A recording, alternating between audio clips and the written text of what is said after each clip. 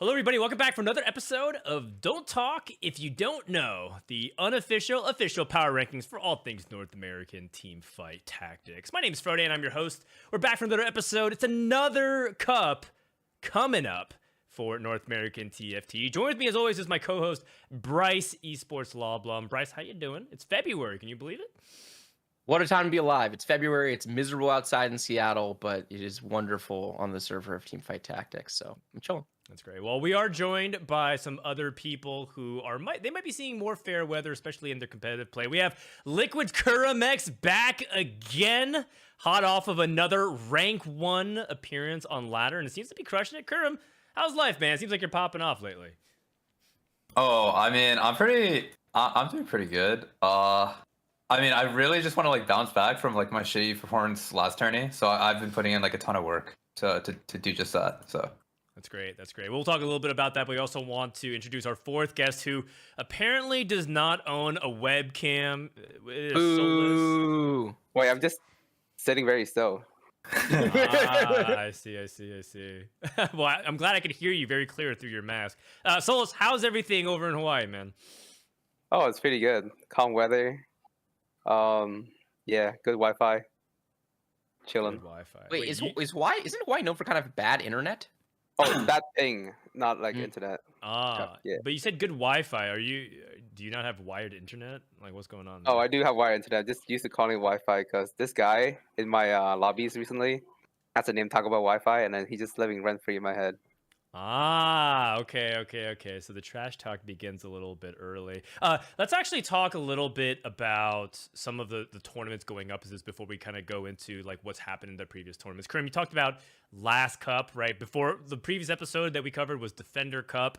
We talked about how it was like a new set. You were coming off of a summit win. What ended up happening that weekend for you in particular? I think I honestly think it was just overconfidence. Like I was just like so confident going in. I feel like I like kind of slacked off with like studying and like prep and all that stuff. I was just like, I'm the fucking best. I'm not. and then I just went in, got fucking sat down. So Got it. But this also time it's around, like it's like my last like fucking 10 tourneys before that or something. Like I always place well, so I was like, it's just another day in the life. Like whatever, man. And then like I just get sat down. So I like that tourney just made me realize like every single tourney is like an individual thing. You need to take it extremely seriously if you want to do well. So that's a great takeaway. Souless, you also kind of bit the dust a little bit early. What happened in that tournament for Defender Cup? Oh, I think I had 2 hours of sleep, like usual. Like usual? So, what do you mean like usual? Is that a tradition or is that just what happened? So you remember regionals, like the LCQ? Last time, I also had little sleep because I was awake playing China Super Server. This time I had 2 hours of sleep because, for a reason I can't say, but unlucky. Okay. Sus. All right. I'll have more sleep this time. Okay, yeah. Are you sleeping on Friday night? Do you have plans to sleep? I got plans. I got plans. He's so mysterious, man. We're chilling. All right. Well, we'll see if Souless will be sleeping. Oh, you know, if you say nothing, people are just gonna assume like you're rating on Lost Ark. So you might as well like just say something. Oh, He is rating. I am rating in Lost Ark. Okay. All right, never mind. If it is rating Lost Ark, why can't you just say that? I don't understand. People know. He was trying to leave a little mystery. He was hoping he knows most people are thinking what Kurum's thinking, but at least 20% of people thought it was something else, and now that's out of that. Now everyone just knows. Yeah. I guess so. Someone's got to keep playing Lost Ark, and I guess that's Souless. I mean, Souless did make it through day 1 and day 2. I feel he like did. That's got to mean something. Like he popped off. So that's right. So let's talk a little bit about Corrupted Cup on the previous weekend. It was a very competitive field again. The first thing to say is that there were a lot of people that got eliminated, but none more notable perhaps than myself and Bryce. That's right, we competed in Corrupted Cup a week ago, Bryce. Well, you talked a little bit about your competing experience on the newsletter, but just talk a little bit about it here on the podcast. What was it like sitting back down and playing Set A competitively? It's super fun and rewarding. The process of trying to get ready and experiencing the tournament environment, it's totally different than playing ladder in a really positive way. I like TFTs in my life because it's challenging, and so I like just turning the challenge all the way up. And yeah, I mean, I flamed out. One of the lines you cut out of the newsletter that I kind of liked, Dan, was I said a TFT tournament, like a single day, 6-game sample size of TFT, is kind of like studying for a whole semester's worth of material for like a college course, and then the professor gives you a test that randomly tests you on 5% of it, right? And it's like, okay, your test today is like this material. How prepared are you on this material? Because it's 100% of your grade. So I mean, my tournament was fine, I guess. The second game I got on the line, I was super uncomfortable on. I got giga dizzy, and I went fucking 12th. And then it was hard from there. I came back and I went 4-4-4, but then even going 4-4-4, I went 5-8, 4-4-4, and I needed to go first in the final game. Mm-hmm. So I swung for the fences. I played underground. I went for a big cash out, and it wasn't a particularly good cash out, and I flamed out in that lobby. But it was good. I'm really glad I did it. I hope to be able to compete at least once per set. I think it's like really, in addition to being really valuable, just in fun, it's also really, I think it's really important perspective for us to have as casters to be able to compete in these fields sometimes. Yeah. I agree. People in chat seem to like that analogy. It was just hard to fit everything in a newsletter, Bryce. But I think if you push back, I would have included it. Speaking of underground, my tournament experience started off with underground Heart at 2-1, into last stand at 3-2 augment, into what should have been a win out. It should have been what a a win god. out. But I got Holy wrecked shit. by Belveth. Belveth 2 somehow went coast to coast around the world. Started top right, went top left, then bottom right, and stuck on my Samir. Oh, somehow. I think I saw that clip. It was very sad. And I think that set the tone for the rest of the day for me. But it was hype. I love competing. It's super fun. For people who are looking at the notable eliminations list, Pressman technically did get eliminated, but he pulled a Xiao Dian and got in on the wait list. And then qualified for day number 3. So technically, Precedent did get day 1, but also got bailed out. Who's the guy that dropped out? Sus. Actually, that's a really good question. I think it was Danique. Derek? Did we check his PayPal? Yeah, there's someone needs to check that man's bank account. There is no fucking way you play day 1. Yeah, just no fucking way. dip. There's no way, man. Yenwei says it's Derek, so okay, I'm gonna trust and Foking as well. So I trust them on that.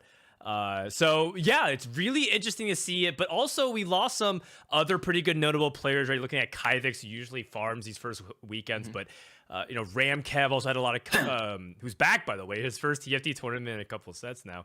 He felt like he was really confident going in, and I just feel like, Bryce, my takeaway is that these weekend cups or these opening weekends are just really, really hard now. They're super hard. I don't want to overly spoil this topic because it is one of our agrees later. Unless did you cut it? It's still no. Right? It's one of our agrees. Okay, so I'll save. I have a lot of thoughts on week 1 cup stuff, but I'll save it for that because that's when we'll cover in more detail. How about we just highlight some of the notables that we're able to go through, right? You're looking at Goobums kind of making that comeback. Noster having a good run. Robovan, Sully. These are players who have made it to regionals. I apologize. I did not circle Taco Bell Wi-Fi, but maybe I was just pandering to Souless. Souless, what is it about Taco Bell Wi-Fi that's terrorizing you so much? Oh, he watched me a lot, and we just have the same playstyle. And he knows how I play. I know how he plays. And we just don't like each other's playstyle because it's so similar. Oh, I see. Okay. So it's like if you're taking consistency 5 loss, you're afraid of Taco Bell Wi-Fi, right? Because you know that he's going to go for it? Okay. All right. Well, that's coming up all in day number 3. And so with that, let's just head over to the power rankings portion.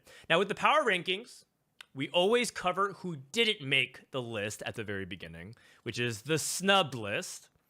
And so let's start off with the bottom half, which involves people who got 1 or 2 votes. Now, I look at this one player, Taco Bell Wi-Fi, who did make a 1-point appearance on the snub list. Who could have ranked them? And that was weird. Wait, was it Souless that ranked him? Souless is the player who gave him the point. Bro. So you hate playing against him. You play very similar, and yet you power ranked him. Bro, this guy actually lives in your head rent-free, Souless. What the fuck? He's in my head.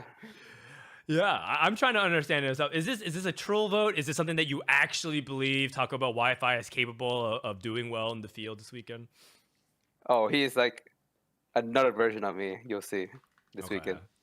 Well, I think it's very funny because also the way Soul has ranked himself, but we'll talk a little bit about that later on. Sellerman, he getting a vote from Soju, which is pretty cool. You know, you don't really see Soju shouting out too many of like these up and coming grinders unless he has a really good reason to, right? He's usually picking a lot of the established names because he's very familiar with them because he's queuing up all the time. Really nice shout out there, and I think Minnie's he's just in that band of players, Bryce, that's like just needing a couple of good tournament results for people to get that respect on his name. Agree. He's one of the up and coming players right now that I have my eye on, and a few of the others are on the snub list. A couple of them are on the bottom of the list, but there's a bunch of players in the like 13 to 22 range that are very, very interesting, show a lot of potential in their play, and they're just really in the early stages of their journey. So it's unclear exactly how it's all going to shake out for them, but a lot of potential. Yeah, a few players got like some notable points, right? Garrett got points from Robin's song, so that was cool. Appy's really believing in Voicin, which actually brought me to another question, which is like we see Phil kind of, you know, in and out of some of these tournaments, assuming he remembers to sign up. But it feels like he also doesn't really get that much respect on his name either. Does anybody here want to talk about like why that is? Perhaps like it just feels like Voicin just goes under the radar whenever people are talking about like North American players to be feared. Oh, I'm pretty sure he's pretty good this set. Just that people are just not. They don't know him enough because he doesn't stream, right? I barely ever play versus him on ladder. Is he high ranked? I think he's around like mid challenger, you know, kind of like that 1K to 1200 range, who's never really making a big run up and not really dropping too far down. Okay, let me look him up. The reason why people don't fear him is because he doesn't really give them reason to, right? I mean, just point blank, like this is the first time he's ever made it out of the opening weekend. It's the first time he's ever made it out of the opening weekend of one of these cups. Yes. Oh, he is auto qualified in the second weekend before, but he's never actually made it through the first weekend. He's had some shots at it too. Phil's an insanely naturally talented player of the game that never works at his game ever. So I just remember playing versus him at Summit, and like honestly, Phil had one of the best reads in the entire tournament, which was basically to just try to force Zed like every single game. And but the thing is, he played his early game like really bad, so it made him just die. Like it put him in a spot where like he has to hit Zed or I'm dead, and he just didn't hit Zed, and he's dead.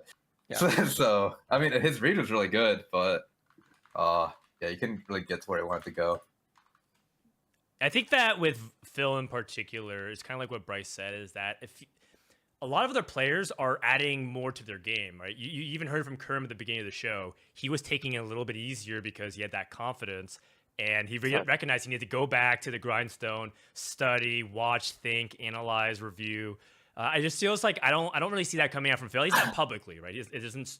I don't know if he's part of any practice groups. I don't know if he's broad reviewing. I don't know if he's looking at stats and data or like consulting outside of even North America. It feels like everyone's trying to get some kind of edge to increase their ability to advance.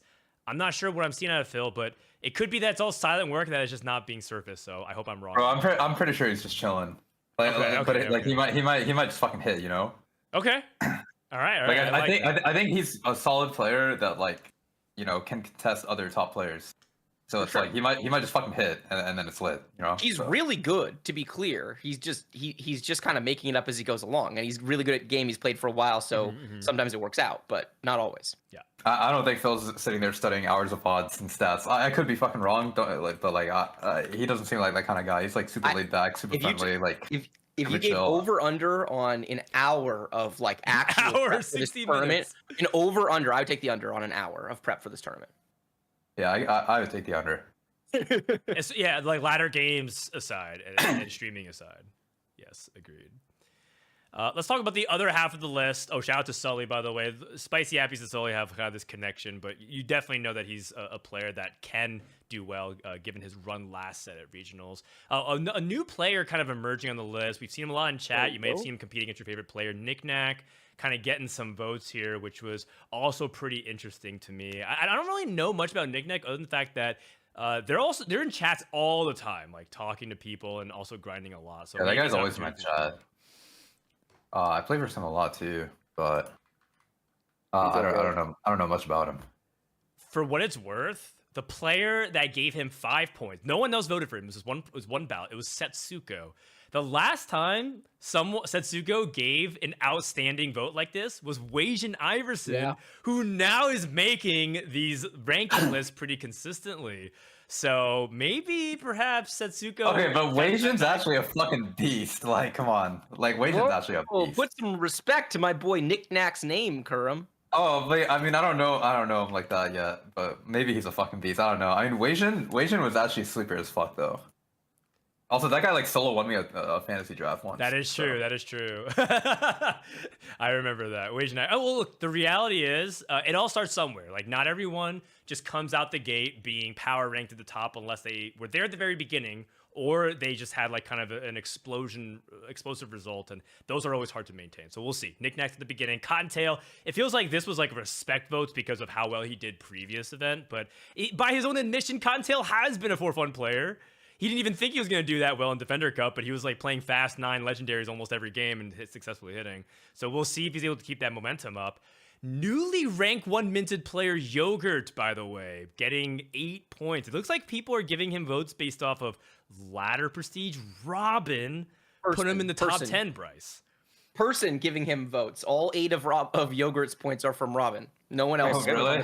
Yeah. Wait, but did he rank him like after he got rank 1? Because like no, we submitted these rankings. We all submitted at the same time. So Monday. So he hit rank 1 the day after. So what was he, like top 10 at that point? He was top 10. He was top 5, I think, actually. He was like 4th or 5th. So a lot of respect for some of these up and coming ladder grinders. He probably should have got more votes because he also did well in Defender. Yogurt? Yeah, like I'm pretty sure he did well in Defender, right? He got like top 14 or something. That sounds right. I remember him making a pretty good run, but didn't quite get there. I can check real quick. Give me a sec.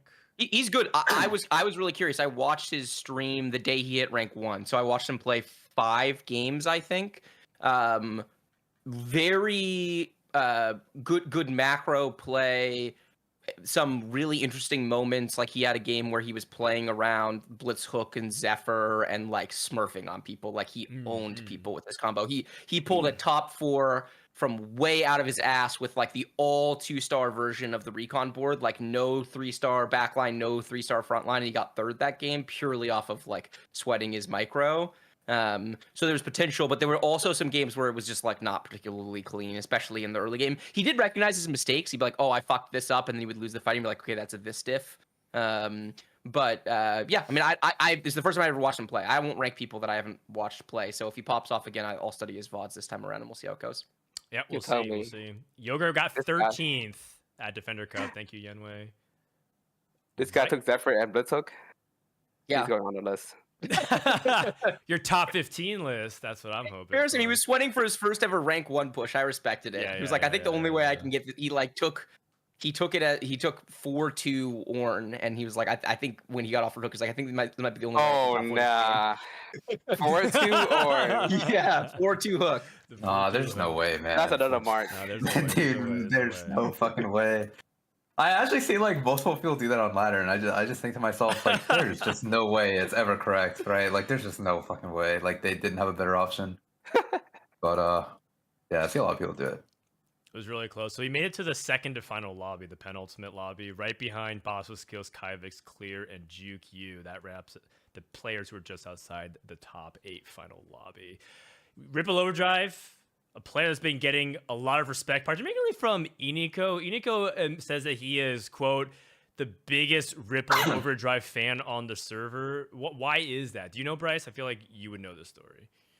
I don't know this story. Him and I have talked about the fact that we both think Ripple's really good and underrated. Ripple is there. I'm like kind of separating out the like up and coming players, and Ripple's in my upper tier. I voted for him as well. I have him 14th on my ballot, so I think he's really, really good. But I don't know exactly why Iniko thinks he's good. Oh, I do. Okay, what's up? What is this? You guys know of Noster, right? Ripple is like Noster, but he can play off his high roll. This guy is like the biggest high roller I've ever known. Like I'm talking about Noster. And then I see Ripple in the same lobby, just high rolling harder than him, and then he actually know how to play off it. Noster just get dizzy and go ball for. So he's Noster, but knows how to win games. Is that what you're saying? Yes. Okay. No high roller. Oh, I love it. Both Ripple and Noster in chat. Eating it. All right, I love it. Okay, well, we'll see if he's able to live up to that reputation. And still coming up a little bit short. Malala getting 13 points, and I feel like Malala has these phases, right? There's going to be patches where it kind of clicks, and he's a very open, flexible, strong gamer. And there's some patches where it is just the opposite. And Malala is very likely to go, bot 4 and get kind of dizzy and lost. It seems like people are ranking him high enough to the point where people probably think that he has a good read on the patch. Did anybody here vote for Malala by any chance? Oh, I don't know. I haven't played versus Malala that much on ladder recently. So I looked it up. I'm on his profile right now. He's interesting. It looks like he might be bow start, but maybe not. He's playing a nice mix of AP, some AD flex, meaningful amount of anima games, but also like a lot of playing around Soraka and Zoe and LeBlanc type of games. He has a tall AD game in here, so he seems a little bit off the beaten path. I agree. Malala's a really interesting player. You never know exactly what you're going to get with him, but he certainly has pop-off potential.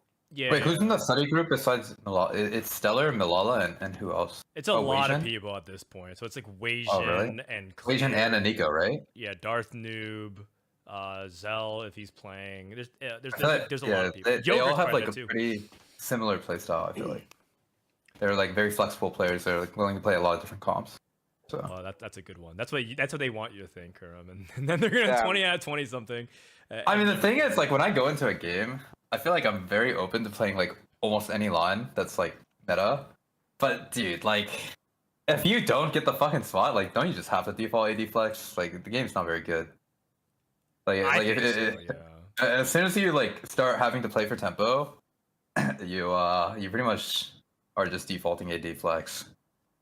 I think there's some players that are not defaulting AD flex and that are finding a lot of success not defaulting AD. I think if you start tier, you actually can not. But it's like if you don't have tiers, it's kind of hard. Well, I think that's a really interesting point. So we can kind of like sidestep a little bit of the rankings and just talk a little bit about what the meta is. So Kurum, you're thinking AD flex is really dominant. I think a lot of people view that same way, but is it still good enough where like 6 to 7 players per lobby are playing it sometimes in tournament environments? Do you feel like it's that good, or is it just because players all recognize that that's the thing you should be going for? I mean, what makes it so good is the fact that you have 2 like insane outs when you roll on 7. Like I feel like there's always been metas where like 2 AD carries are like viable, but they both use like different boards. It just so happens like Bel'Veth and Samira use the exact same fucking board. It's just a bunch of fucking frontline and like 2 sure shots, right? Like like it literally doesn't matter. So you just have like 2 like really good outs, like combined with like 4-2 hero augment. It's like pretty fucking like consistent to hit in a lot of games. So 4-2 hero augment is a huge part of that, though. My least favorite part about the patch is it feels like if you start tank item and you get 1 or 2 cost hero augment, it's lit. And then if you start like bow sword, if you start AD and you get 4 cost hero augment at some point, or 5 cost, it's lit. And then if you play, so basically AP wants to like get 1, 2, 3 cost augments, and then AD wants 4, 5 cost augments. And if you're playing AP and it's 4, 5 cost augments, you're high key fucked, and then vice versa is sort of true. AD flex is a little bit stronger, so you can kind of make your way into it. But I think that's a huge part of what's going on with the patch right now. Souless, do you agree with that?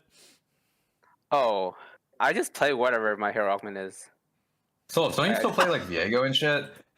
No, but like I usually so my favorite is of course like 1 and 2 cost, but I feel like AD flex is a lot stronger than AP just because AP is strong because of their hero augment, right? AD comms, you don't even need the hero augment, so it's more, you have more room to play up. And by the way, the AD hero augments are like 100 times better, right? If you have like Back for Blood or Daredevil or Silent Flare, compare that to like the Talia augments or the Soraka augments. The augments are broken, but you don't even fucking need them. You just need to hit. That's you what don't so for sure. Yeah, you don't like you just need to it. hit, but it's like you also have like 2 outs to hit. Like I feel like, oh man, like the fact that you just have 2 outs is like what makes AD so broken right now. Because you can actually just like itemize, or not itemize. You can actually just build a board around like. It's like if you hit 2 Bel'Veths and 0 Samiras, like you're chilling. Like you just don't play sure shots that game. If you hit 2 Samiras and 0 Bel'Veths, like you just commit the other way. Like if you hit 2 of each, like you just play both. It's like you kind of have 3 outs, by the way, because an Aphelios 1 is for sure. Yeah, and Aphelios 1 is also In a that's lot what of I mean. Like situations, you can yeah. also just hit a feelings for Urgot. Like Yeah. it actually happens like way more often than you would think. Just rolling Yeah. off 7, like Meanwhile, hitting. AP. Yeah. Well, Like you can never see like a Viego 1 top 4, right? Or like even like live long enough to even top 5.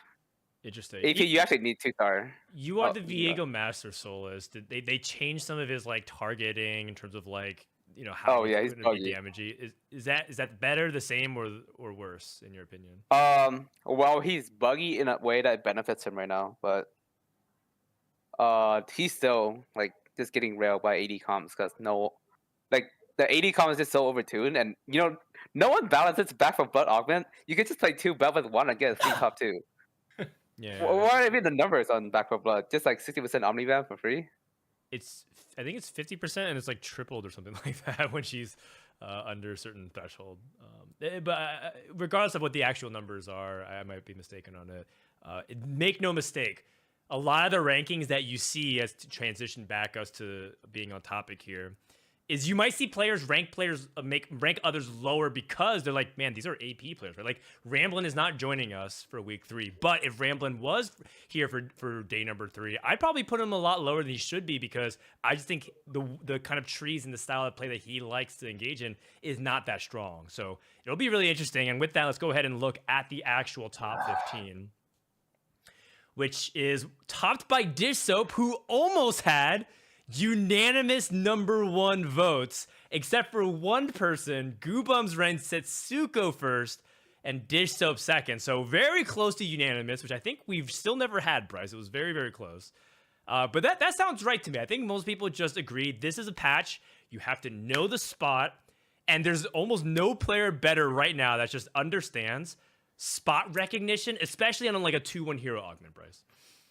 Okay, yeah, for sure agree with Dishscope being number 1. Goobums is agree first. Setsuko lost like 100,000 LP since Goobums ranked him 1, and he looks super lost, so I don't know about that vote. Goobums was unanimous number 1, by the way. It was post-set voting, so you're right. It's a little bit different. This would have been our first ever unanimous for like a tournament ranking as opposed to kind of an after-the-fact award. But yeah, I agree. I think my read on the patch is that a huge amount of skill expression is macro. You have to know all the outs. You have to pick the right out based on your conditions, and then you have to know how to play well within that. And that is Dish Soap's style to a T. It's a huge part of his strength in general. Okay. I mean, Kurumx, Souless, you guys also put Dish Soap rank 1 as well. I mean, it's fucking obvious. No, it's fucking obvious. like I feel like there's no way it's not. I've seen Dish Soap play for a long time. I actually watched Dish Soap. I think like most of my TFT what do you call like viewing history is just Dish Soap, and I knew that he will eventually be rank 1. Even like this was back in like set 7, right? And yeah, I mean, with his playstyle, it's like kind of similar to mine. He's like just like me for real. So I can see his talent, So it's not a surprise for me. I just can't hold on a second. So you're saying, if I am to understand what you're saying, Souless, based off what you've been saying so far, Dish Soap, you almost unanimous, basically unanimous rank 1 in North America, has a lot of similarities to the way you play the game, who has a lot of similarities to the way Taco Bell Wi-Fi plays the game. So if I were to connect the dots, Dish Soap and Taco Bell Wi-Fi and Souless are the 3 best players in North America. Is that correct? Correct. He just like you for real, huh? Yeah. Really? Okay. Triple trouble. I can't.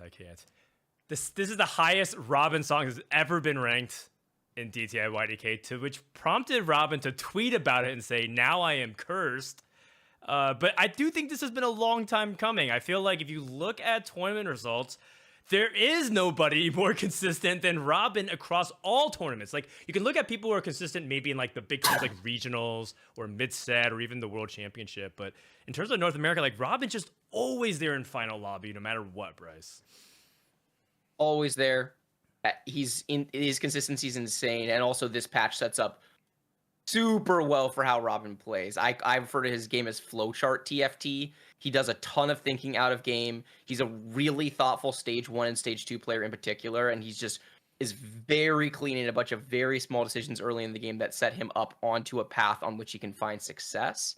and he's very good at learning the different paths and playing within them. He doesn't get dizzy in game because he basically commits on 2-1 almost every game, and he's usually really, really good at it. So I think he's in form. It's a good patch for him. I think he absolutely belongs here. This is exactly where I put him. Okay. Rob, Okay, oh, sorry, go. No, go for it, Kurum. I was just gonna say I agree with like literally all of Bryce said, except like I don't know about him being in form because he just got back from a long vacation. Fair. You're right. And then ran it down. So it's like I don't know about being in form, but it's like by the time the tourney comes around, he'll probably like he's just too consistent. Like you can't ever doubt him. Always is. It's like you can never doubt him. Like there's just no point. Like he's already shown that like he's the fucking best tourney player in NA. So whatever. That's great. Well, right behind him is Kurum. This is your highest ranking as well. How do you feel about that, Kurum? Do you feel like that's justified, or do you feel like it's too low even? Like, what's going through your head? Oh, I mean, it's definitely not too low. I ranked myself 5th. Like my personal rankings were 5th. But I mean, I think it's justified. It's like my tournament history is like really, really good for like the last 10 tourneys leading up to Defender Cup. I think I was like always placing like final day every single time, like final lobby, blah blah blah. But and then like last tourney happened and I just got fucking railed, just got sat the fuck down. So like since then I've just been like super like using it as like motivation to basically just like work really really hard and be the best like version of a player that I can be. And I don't know, like I think it's paid off. Like I've just been crushing ladder for like 2 or 3 weeks now, like pretty hard and just doing really well. So like ladder doesn't mean everything, but I mean it definitely means something. So agreed. So the tourney results have always been there for you, Kurum, but and like you said, 10 tournaments basically. Defender Cup was the exception to the rule, but you'd never really been rated higher than like 8th, 9th. Like, this is a huge jump. Well, it's because of what I just said. It's because ladder doesn't mean everything, but it definitely means something. And Okay. I never really tried to I never really pushed on ladder like before, like recently. I feel like I just chilled. I get up to like 12, 1300 and just like chill and just like I don't know, like jerk off with chat and shit. And like I still jerk off with chat. Don't get me wrong, but like I don't know. I definitely take the games a little seriously, and I definitely do a lot more outside of just streaming. To like improve my game than I did like before. Do you think you've improved as a player materially this set? Like, do you think that the ratings when you were lower last set were fair and this one is also fair? I mean, it's kind of a hard question. Like, do I think I've improved as a player? I mean, yes, probably without a doubt. But like, the main reason for that is probably motivation. I think like I always had it in me, but I don't think I've really put in as much effort as I should have until like recently. Is there any reason why, or is that private? Complacency, honestly, more than anything. Just like I'm pretty high rated. Like I'm doing pretty well in tourneys. I don't really need to like go harder than I am. But now, like I don't know, like something just kind of clicked. Like especially like after moving and stuff. Like I don't know. Like I feel like all I care about now is TFT. All I really give a fuck about is TFT nowadays. Like there's not really anything else. And your girlfriend. Oh, and my girlfriend, yeah. And your chat, your jerk mates. But like, yeah, and my chat, of course. Like, when I say TFT, I mean career-wise, I mean competitive-wise, stream-wise, everything-wise. Like, basically, like, it's pretty much back to like set 1, set 2, where like I pretty much just let TFT consume my life. So. I know the feeling, man. I know the feeling. Let's talk a little bit about right below you. Setsuko also kind of have a little bit of a surge. It's also Setsuko seems to be just kind of coming into his own. I don't know if anybody here in chat has been able to catch Setsuko streams lately. He is the least unhinged TFT streamer right now. It's very calm and relaxing. Definitely worth tuning in, especially if you're about to settle in to get ready to sleep. Very, very calm. Wait, he's a perfect stream to fall asleep to. What? Like, yeah, for sure. Perfect alarm also. Yes, that's right. Especially if you're trying to go on 2 hours of sleep, so you can make your lost arc raids on time. Yeah, Setsuko evening streams with Setsuko are always a fun ride. Adrian walked in. I was watching like on the TV in bed a few nights ago, and Adrian walked in, and was like brushing her teeth or whatever, and then she just kind of stops and she's like, "Why is there someone on the TV screaming and then singing Disney music?" Badly too, right? He's the whole I was point. like, Is oh. he's off key and like he kind of forgets the words half the time. That's That's just what after he he's does. But yelling. I kind of like his singing voice. honestly.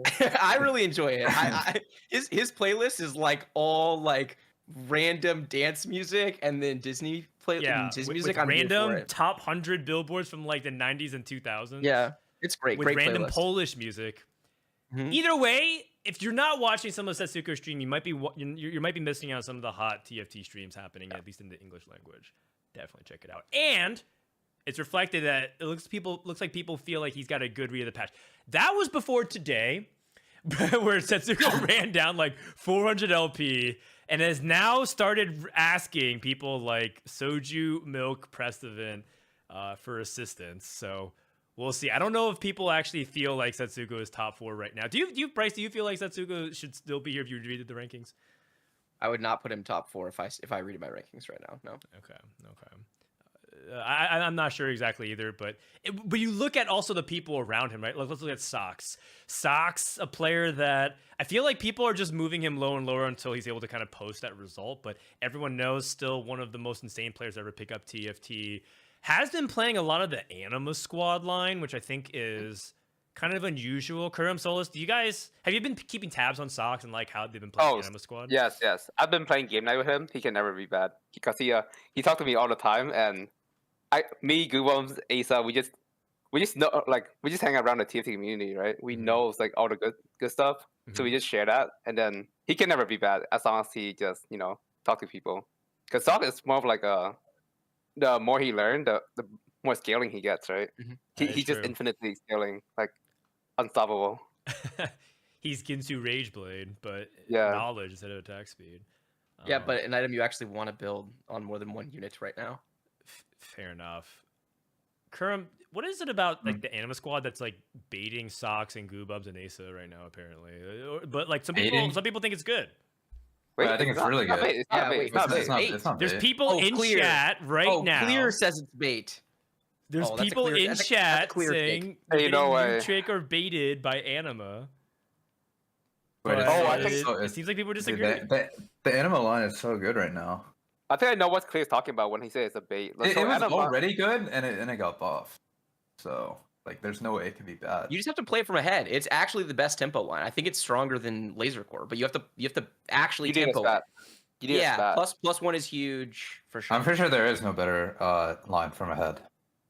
Yeah. Souless, can you agree. talk a little bit more? Giga cap. Can you talk a little bit more about what you're describing with the Anima line and what you like about it? Okay, so the Anima line have like 2 bailout, right? You can hit Prankster Crest, you can hit, it's actually more than 2 bailout. Prankster Crest, Spat Shot, and Anima Spat, which is really easy to get because you can craft it. And the moment you hit Vein 2, it's the easiest, like, most of the time, it's the easiest 5-streak into neutrals.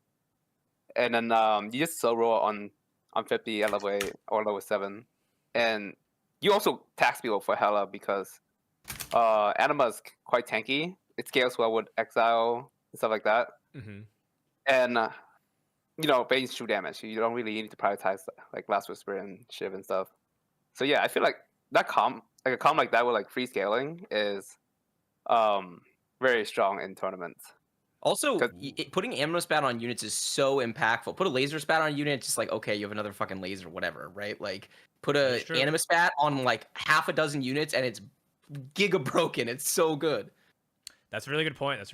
I think that also Anima has a lot more flexibility. I think people don't have to stay on like 5 or even, they don't have to go up to 7. They can kind of use a spat, play maybe around like 1 or 2 Anima, and then just start putting good legendaries on the board and flexing around that concept. So I think the line has a lot of interesting nuance to it, which is why it's cool, because some people really think it's strong. Some people are like, yeah, it's okay, I'll play it if I have the spot. And other people are staying away from it. That's what's going to make this weekend very, very exciting. Speaking of Anima lovers, by the way, Iniko comes in at 6, who's also making consistent appearances in like the top 8 and above rankings. So it looks like Iniko's really supplanted himself as one of the top NA players. Also a huge MF fan.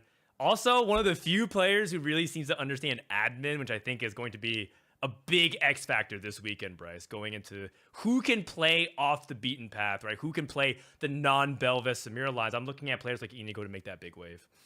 He's the best player off meta right now, I would guess, by a fairly decent margin. And if he gets direction for the off meta stuff that he knows how to play, he's going to be hitting because it's not going to be contested, and he could perform really well in this event. I think he's really good. Agree. Let's talk about Soju as well. Who here feels like they have the best read on Soju? Because I feel like he hasn't been streaming. It's been really hard to keep track of him. Does anybody know what's going on with Soju? Is he in form? Kurum, what do you think? Oh, he's in form for sure. Oh, Souless, you think he's in form? Yeah. What makes you say that? Oh, I've seen him been playing Val, so I know he's in form. I was thinking like the last few tourneys, Soju has been like really consistent. So Okay. like he's probably just gonna make fun all day because he's good. I mean, that's why I ranked him high. I just think he's really good. Gotcha. So, but I think we all know that Soju can. First of all, he has actually been relatively consistent, especially going back to like the World Championship appearance just 2.5, 3 tournaments ago. It's been more about a question about his current form, which I feel like a lot of people don't know. But Solo's making jokes like it seems like he's relaxed playing Valorant. I'm sure he'll be fine going into it. The question is the practice group that he's used to talking to, right? He's used to talking to Milk, who's always kind of dialed in. And Pressevin is usually the person that's kind of like absorbing a bunch of knowledge from different people, but Pressevin also seemed to be lagging a little bit farther behind. The first weekend, he didn't even know that Cleansing Safeguard was supposed to be 2 Lee Sins. He was playing 1 Lee Sin while Lee Sin's on the bench, right? But then he figured it out mid-game because he's just very strong intuition, and then he was able to make a really good run. So the question is, and this actually goes to Pressevin, who's ranked number 11, how prepared are these guys, Bryce? Like that's the question that's going into my mind. Do they know or do they not know? And I think that's going to be the difference between whether or not they're making those top 4 or maybe those deep runs. Yeah, Preceden's my favorite of that group for this event. I think Precedent will be in the best form. I think playing last weekend is really valuable. I think getting 12 tourney games on the same patch is really, really valuable practice. And I think he showed a lot of his creativity. And I think that there is some room for creativity on the patch. And so I think that bodes really well for Precedent. Soju feels like a super wild card to me. I could see him getting day 3. I could also see him performing really well in this tournament. I have no handle on where he's at form-wise whatsoever. He does have an immense amount of practice on the AD flex line. It's what made him charge up. The snapshot was kind of a giant mess, right? Like you saw like 12 to 15 players scrap for like 10 to 12 spots constantly. And Soju's one of those players who said like, hey, I'm going to climb and make sure I get good for snapshot. He was one of the people really pushing AD flex before it even became as popular as it was. And so I feel very confident in his natural ability to it. I think Precedent's going to be in the same boat as well. Let's talk about Broccoli, man. We're talking about like these are firsts for power rankings. Robin in second, Kurum in third. You're talking about Broccoli in 8th place. Who does anybody here want to talk about Broccoli, about like why he's here in top 10 and pushing the top 8? I really do. If anyone else wants to talk about Broccoli, please. But I rated him 3rd overall. I think he is the best AD flex player on the server right now. I think he is in a line that a lot of people have explored. I think that the way he pieces it all together in his head. Wait, do you talk to him a lot, and that's why you think that? Yeah, meaningful amount. Because like when I looked him up and I ranked him, I looked him up and he was only playing for Decay. Yeah, we've been hanging out in Discord servers like a meaningful amount for the last 72 hours, but I actually rated him there before we were spending. Holy fuck! Okay. I think he's always been a very good player, but he checks in and out of the game, and when he's checked in, he's very scary, and when he's checked out, it's what it is. I think he's checked in right now. I will say that I think as the patch has evolved, the success or failure this weekend is going to be, can you just get lucky and get direction for AD flex every game? For sure you can, but if you want to find consistent success in this tournament, I think you need to be able to play wider than that. I worry a little bit about him playing wider than that. So I think if I read in my rankings, I'm not sure I would have him 3rd anymore, but I'd probably have him somewhere around 5th, 6th. I think he's really good right now. You sound very skeptical, Kurum. Is there a reason, or you're just kind of hesitant? Oh no, I'm not skeptical at all. I just should have said I had no idea how to rank him because I don't talk to him personally like very often, and when I looked him up, like he doesn't play the game, so like I just had no idea how to rank him personally. So it's like way more way more Bryce's field of expertise, not Well, mine. a little background on Broccoli. He's a graduate engineering student, if I recall correctly, and so he doesn't have as much time to like grind high volume. So for him, if he's playing, it's very intentional. He's trying to climb. He's trying to make. I can tell you that I can definitely tell you that like people don't hit rank 1 by fucking accident. So like he's definitely good. Yeah, he's definitely good. Like regardless of if he plays the game or not, he's definitely good. So I would say that he spends a lot of his time watching the game, and I feel like in particular recently, as Bryce mentioned, it feels like he's been talking to us a lot, hearing his mindset. We talk about a lot of concepts, and I just like a lot of the ideas that he has. I feel like he does understand the AD tree. I do think the weakness of Broccoli is his time limitation. I don't think he understands the AP tree really that well at all. So if he gets pushed in a spot where, let's say it's like that triple tier carousel and he has to pick a tier, another tier drops, I pray he's gonna be able to navigate that spot. That's why I don't feel confident putting him like that high, because he could just get screwed based off the variance. But I believe in his potential for sure. Let's talk a little about Asa and Goobums. I think they're kind of paired hand in hand, which is very interesting given that, well, one, Asa admittedly has been talking very openly about how not informed he is. Goobums always thinks he's pretty much ready in tournament form, and I think Goobums also took it a little personal that Asa was ranked above him in particular for this power. Oh, ranking. that's probably my fault. I did not know I was allowed to rank Goobums. It actually wasn't your fault. There's a huge gap between them. It's 90 versus 60 points. So even if you ranked him 1, he still would have been way Oh, really? better. Oh, nice. It's not my fault. It didn't change shit. Okay. Yeah, it didn't change anything. Ranking Goobums was basically, he's in a tier of his own essentially at 10th. Okay, but if Kurum did think that he wasn't allowed to rank Goobums, other people may have not been. But I think that also just goes to show you that there is a lot of talent, right? Because these players who fade in and out, it's not just Goobums, but let's say, you know, Birdosaurus comes back and plays for a set, Pokegam is back, Birdosaurus is back. There's just all these killers who are like, man, 10 is really low for them, you know, top 10. And yet we can totally see them also being a player that just is around this caliber because of how difficult it is. I think with Asa and Goobums in particular, it's really about how good is their prep. For specifically with Asa, he told me he does not know how to play anything besides recons and laser core. And I'm happy about is recon. like the biggest sandbagger, man. Like the guy talks like he cannot win a single game. You look at his LP, he's like literally up LP in his last 50 games. He's like the biggest fucking sandbagger. You talk to this guy, you think he's Hearthstone GM, but then he's just fucking smurfing on people. I don't know. Interesting. It could be the high standards he sets for himself. Soulless, have you been able to talk to Asa, Goobums, or observe them at all? Oh, I haven't recently, but I talked to Asa like earlier in the set, like after Summit. And as for Goobums, Asa, we just play like games together, like game nights. Okay, so you play games with every TFT player on the server that isn't TFT. Yes, yes. I see. I haven't played Dark and Darker with Nature, and he just didn't rank me top 15. All good. Which is weird because Nature's is one of your biggest fans, by the way. When a lot of people were like, what is with the Souless guy? Nature's for a long time was defending you. Which means that right now he really thinks you suck. Oh, it's probably because I keep headshotting him in Dark and Darker accidentally. Oh, he's like, he's too good at Dark and Darker. He has to be not as good accident. at Oh, no, he's my teammate. He's my teammate. even better. Wait, Souless, you placed one like both days, right? How come people think you suck? Just because you don't play the game? Oh, I just like for fun dead last on like day 1 because I already made it. So maybe that's why. On day Also, one? I'm pretty sure. Yeah. Oh. I just for fun when I know I made it already. Oh, so you went 8th and still made it in? Yeah. No diff. Oh.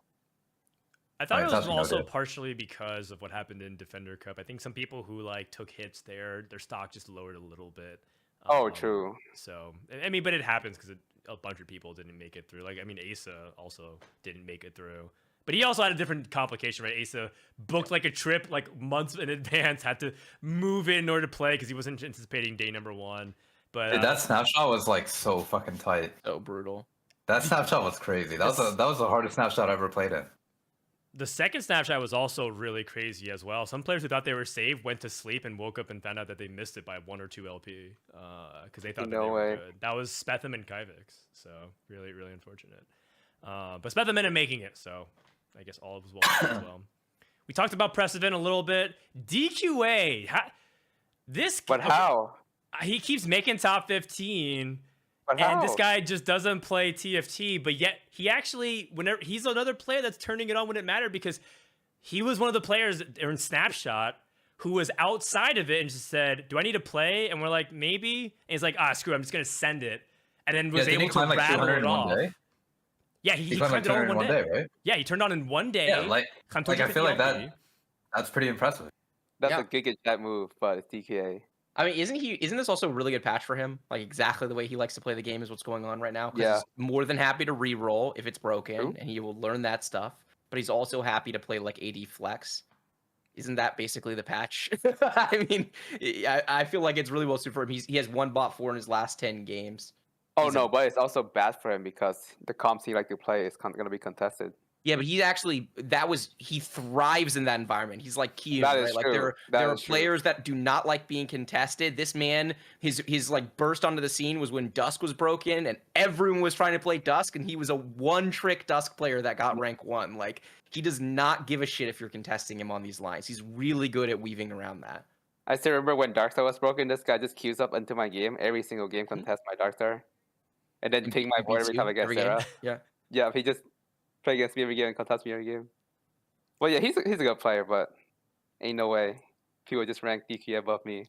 That is true. That is true. A few points above Souless.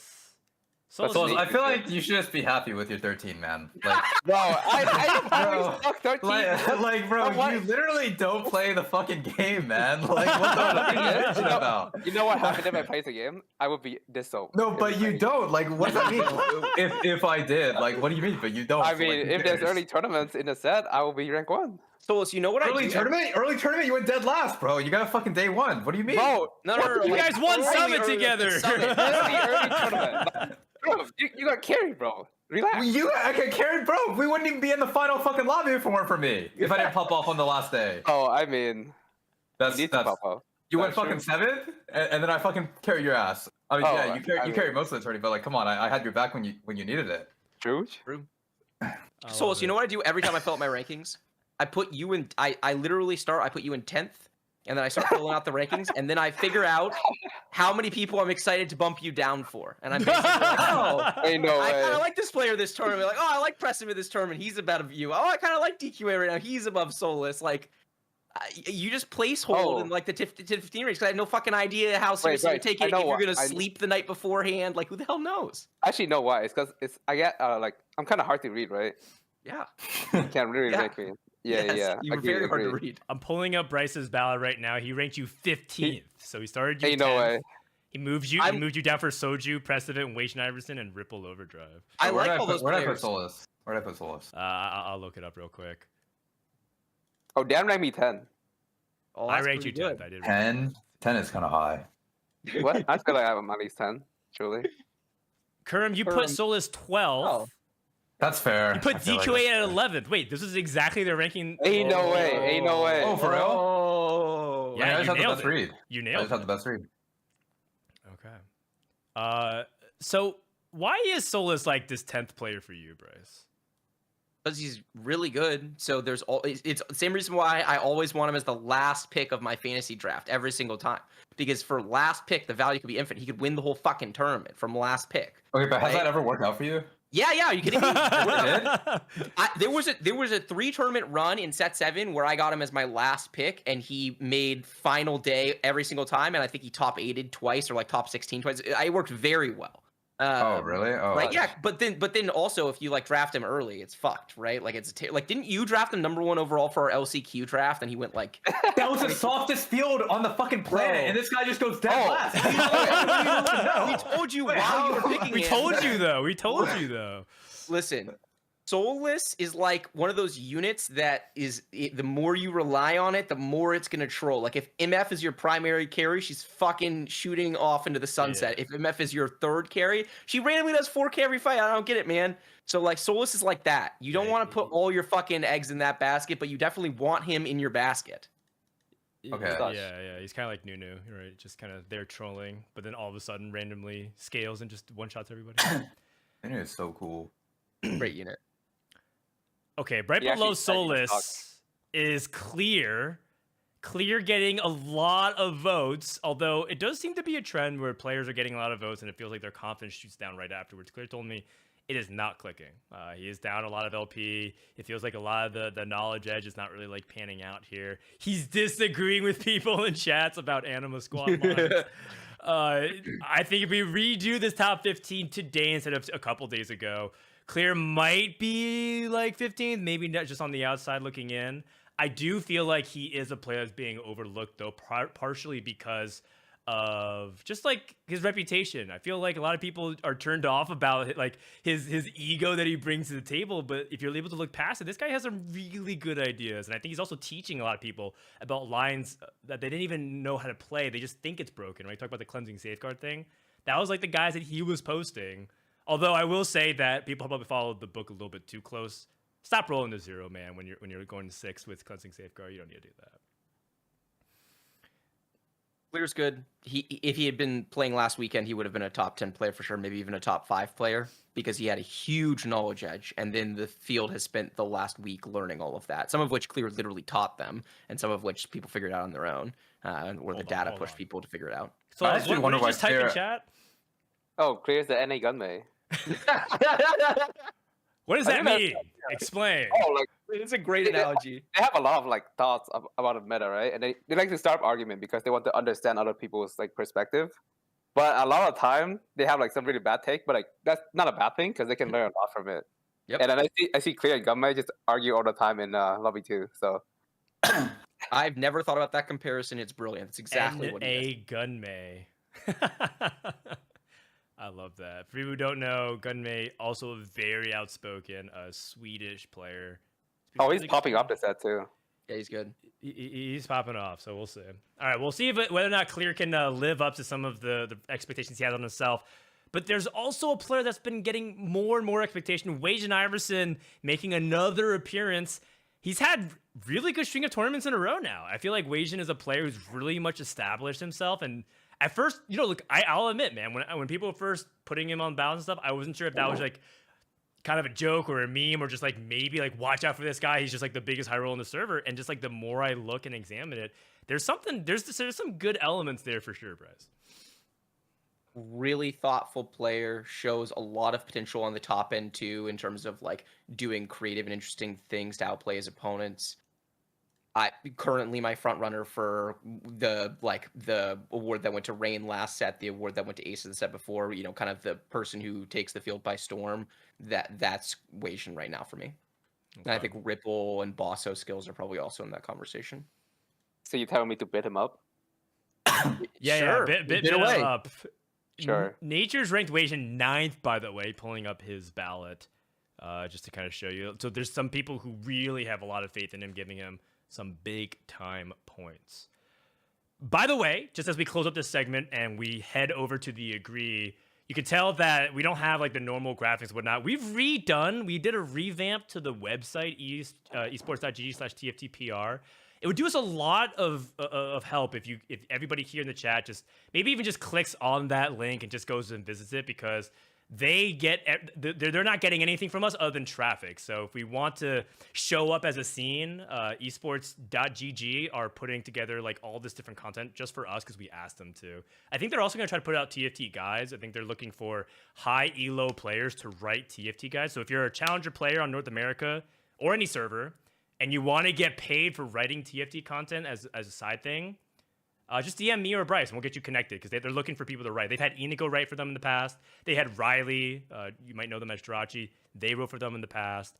Good folks. So hit us up. And again, clicking that link just goes a really far away. And thanks to esports for supporting us as we move on to our next segment. Agree? We throw out a hot take, at least room temperature base, and ask everybody on the call if they agree or disagree. Let's start off with the first one, shall we? Something that we alluded to at the very beginning of the show. Days 1 and 2 of opens have become very difficult. It should not be considered embarrassing to get day 1 any longer. We'll start off with Souless. Well, I kind of agree, but that's because like a lot of people are trolling and doesn't do their snapshots. It's like skipping out on homework.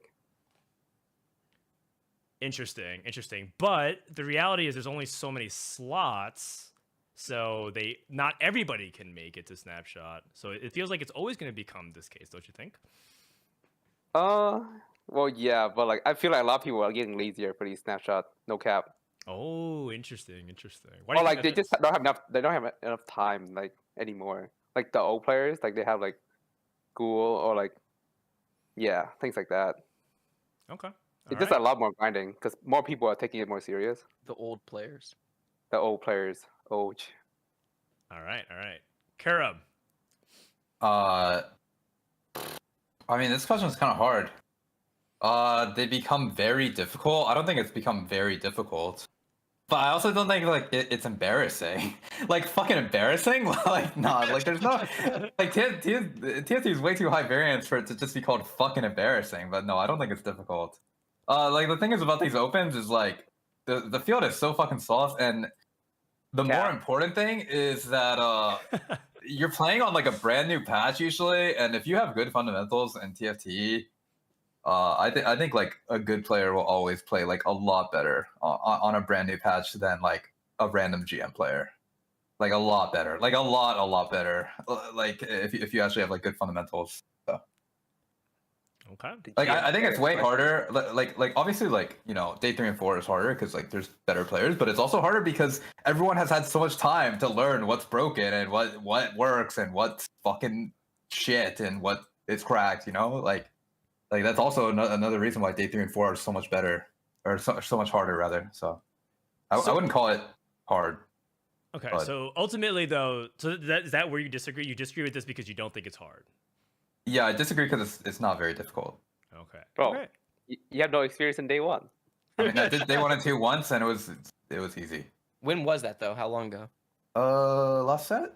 All right. Okay. Oh, it was. That's right. Set 7. Okay. Yep. I didn't make a snapshot. Day 1 and 2, easy peasy.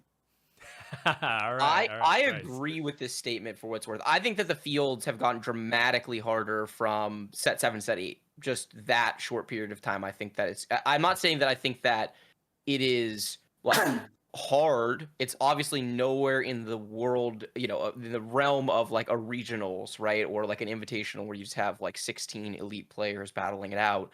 There are softer players in these fields. I was one of them. So like there are definitely softer players on these days, but it's no longer like a random GM thing, Kerm, for what it's worth. The cutoff for this event for Corrupted was like 830 LP. So you had to be into Challenger plus some, which low Challenger is a lot weaker than high Challenger for sure. I just think that overall, everyone's improving a lot more. There's a lot more sharing of information of what is strong in the meta. There's a lot of valuable information that people are getting out of data that we've only begun to scratch the surface of using, but I think most players use it in some capacity.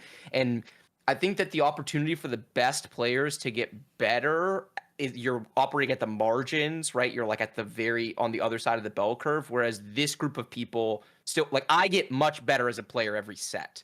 And that's because you play more games in one set than I play in 3 sets. So that means like improvement that you've already gone and done, and these fundamentals that you've already like mastered, I'm still improving at them. And so I think that the field is going to continue to get better. And I think that there's a lot of up and coming players that we don't know their names as well, but they're every bit as good as some of the upper echelon players where we do know their names and we think of them as the best players on the server.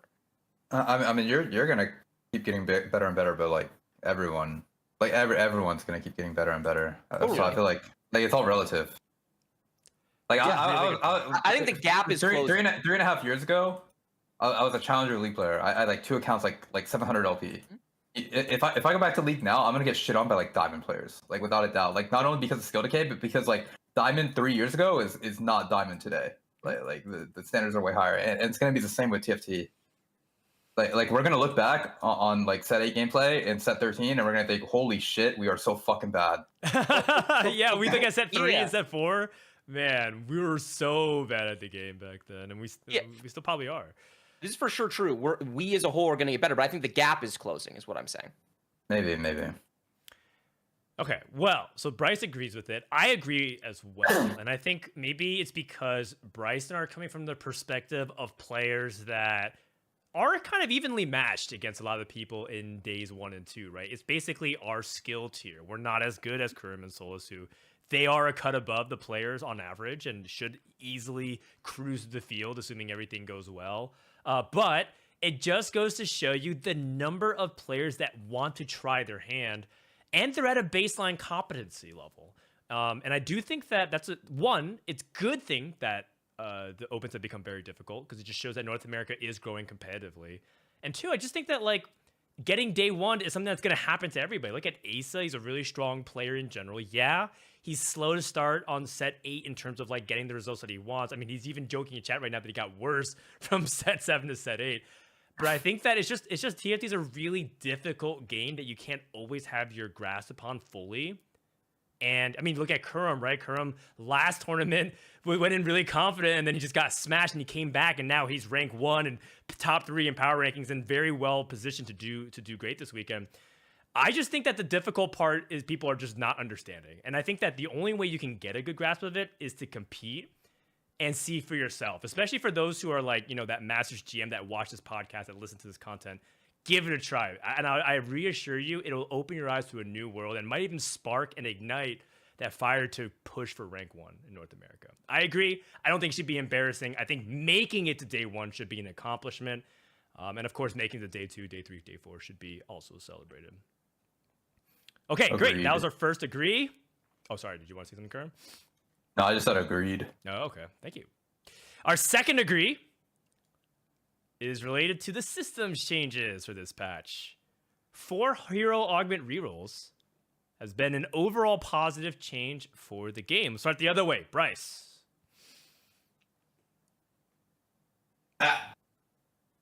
Overall positive change. I agree for sure. There is this thing that I hate, which is that when you combine that with the giga buffing of a whole bunch of 1 cost, 2-1 hero, sort of feel like the fucking lottery to me right now, and I really don't like that. I started embracing and just like, I'm just gonna giga stand and hit one of the Sorry.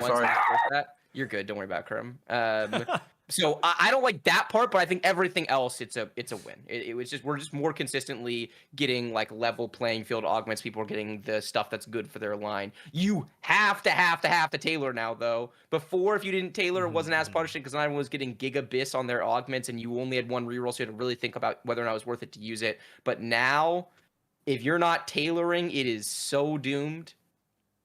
And even if you do tailor, you have to be mindful about it. There's been something posted today on this competitive TFT subreddit that the 3rd hero augment slot is guaranteed to be support. And so you have to understand that dynamic might change the way your reroll outcomes happen. It's not true, by the way. I was like, it's not true. I literally had a game today where my 3rd hero augment was a carry augment. So maybe it was true and they changed it, but it is not true. I got one today. I was like, huh, weird. All right. Well, that is just information that's been posted out there. Whether or not that's true, I'm not entirely sure. There's no way I can go back and test it and find it out. Just pay attention. If maybe it's true, maybe it's not true. I mean, I had a 3-3-4 game today where I got a purple augment offered in the 4 slot. Okay. Interesting. Kurumx, 4 hero augments rules have been an overall positive change for the game. Agreed? Agreed. Oh, it's so much more fun. Like, it's so much nicer. I love it. All right, short and sweet. Wait, am I muted? Oh, no. Okay, no, we heard you. We heard both of you. I mean, like I saw the box clip. That stuff is kind of weird. Like, I didn't know about that. Where like the 3rd slot is support only. But I mean, now that I know, like I can just play around it. It's not. It's not. Apparently, it's not. I mean, in that clip, it clearly is. So, like, it clearly is. Like, okay, if you watch the clip. But have you seen the clip? No, I haven't seen the clip. I'm telling you that I literally today was in a 3-3-4 game where I got offered carry augments in the 4 slot. Okay, well, I don't know. So, but, I don't know.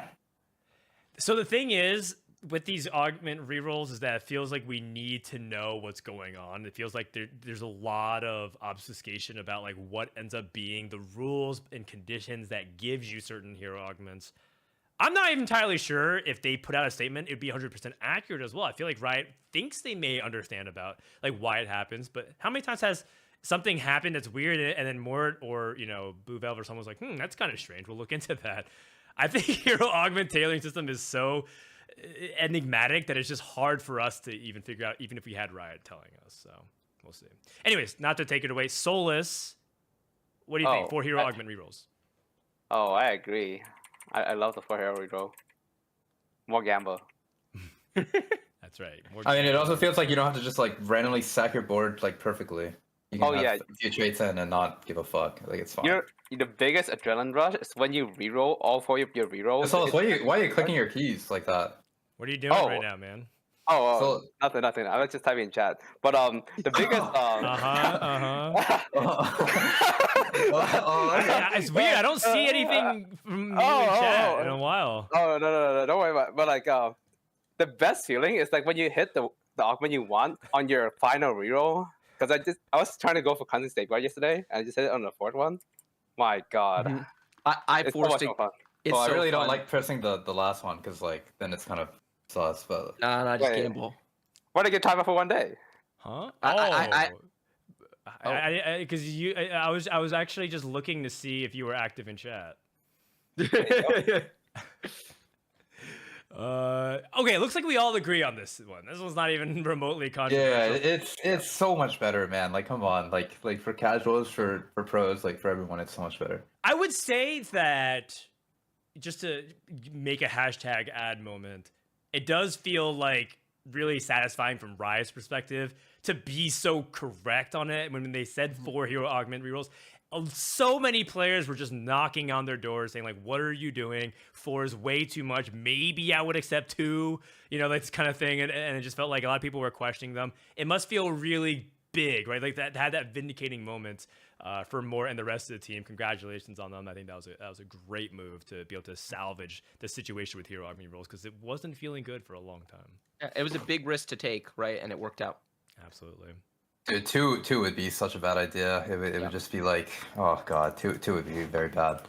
Yep. Like if you don't hit, like I don't know, like half the lobby would hit this, like the other would get fucked. It's like this way, like 7 out of 8 people are gonna hit this, like as long as you tailor correctly. So. Man, Foking removed the timeout on Souless. Now Souless is back typing in chat. I see. If he is playing Lost Ark, that is some incredible multitasking for him to immediately notice. He knows within like 5 seconds. So. Oh wait, we gotta let Candy post this link because it's a link of Souless in Lost Ark right now. Wait, what? Hey yo! Oh no, that's Photoshop. It says Souless in-game Lost Arks level 6 Steam level. I see. All right, our last degree, last but not least. The current item remover bug should actually become a permanent part of the game. For people who don't know, if you upgrade your current champion that's holding items, but it's on the bench, the items will pop off and you get to repurpose them. It doesn't work in every situation. I think if you have a single component, it doesn't work. But for the most part, you can almost guarantee to have virtually infinite item removers in the game. Do we agree with this? Let's start off with Kurum.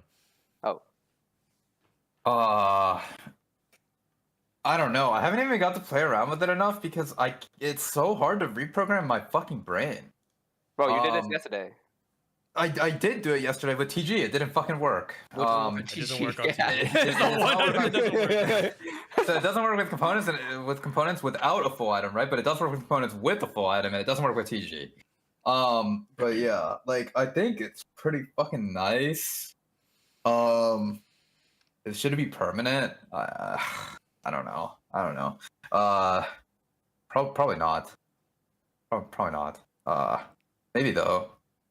All right, so we've covered every possibility. Worst answer ever. We've covered every possibility. Whoa. Yes, no, and maybe. And probably not. He's reserving judgment. I'm just trying to. The end. Yeah, like I can't. I haven't abused it enough to know if it should be fucking permanent. God, damn, it's so good. It's so. I'm actually so bad at it. Like I'm so bad at reprogramming my brain for this shit. All right, so I've just failed a lot. All right, Souless, talk him into it. Why are you agreeing? Souless convinced. Oh, I got like so much extra OP because of this. Not because not because of like a bug abusing, but like it's just like I can get familiar with the system really fast. And as like long-time TFT players, you always have to play around bugs when it happen. And when your items bounce off, it feel like you can some components are like a 1-star unit that you want to keep, but then at the same time when you 2-star them, you can pop them off. It's so convenient. Like just having the what do you call flexibility of carrying like certain shaders into like a strong carry while not having to sell them is so nice. Nice quality of life. Interesting. Bryce, where do you sit on this? I think I disagree because I think that a huge part of the game is that there are trade-offs of committing components to units or items to units. But Nico, I'm just going to steal Nico's homework because he typed earlier, I disagree with the statement, but I think everyone should get a remover to start the game. I completely agree with that. I think everyone should have one remover to start the game. I think that'd be a nice balance between what we have now and this bug. Okay, interesting.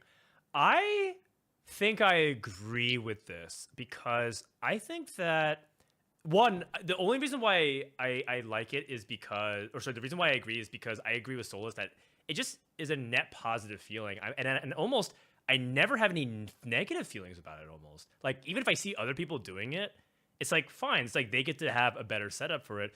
And so it feels like a net positive overall on the experience of the game, and it hides enough of like what other people are doing that it doesn't feel like it's lame that other people are doing it. So if it's like overall a really good thing, because I enjoy being able to have that item flexibility and be able to get more options into the game, it could secretly be something that TFT is missing in terms of what we're, because I feel like people are saying like TFT is becoming less and less flexible set after set, right? Because the way you have to line up augments and items and champions and everything that goes together, it just feels like there's not much room for this like wider pivots once you're able to have that. But when you have this item remover situation, it actually gives you a lot more options than I was anticipating.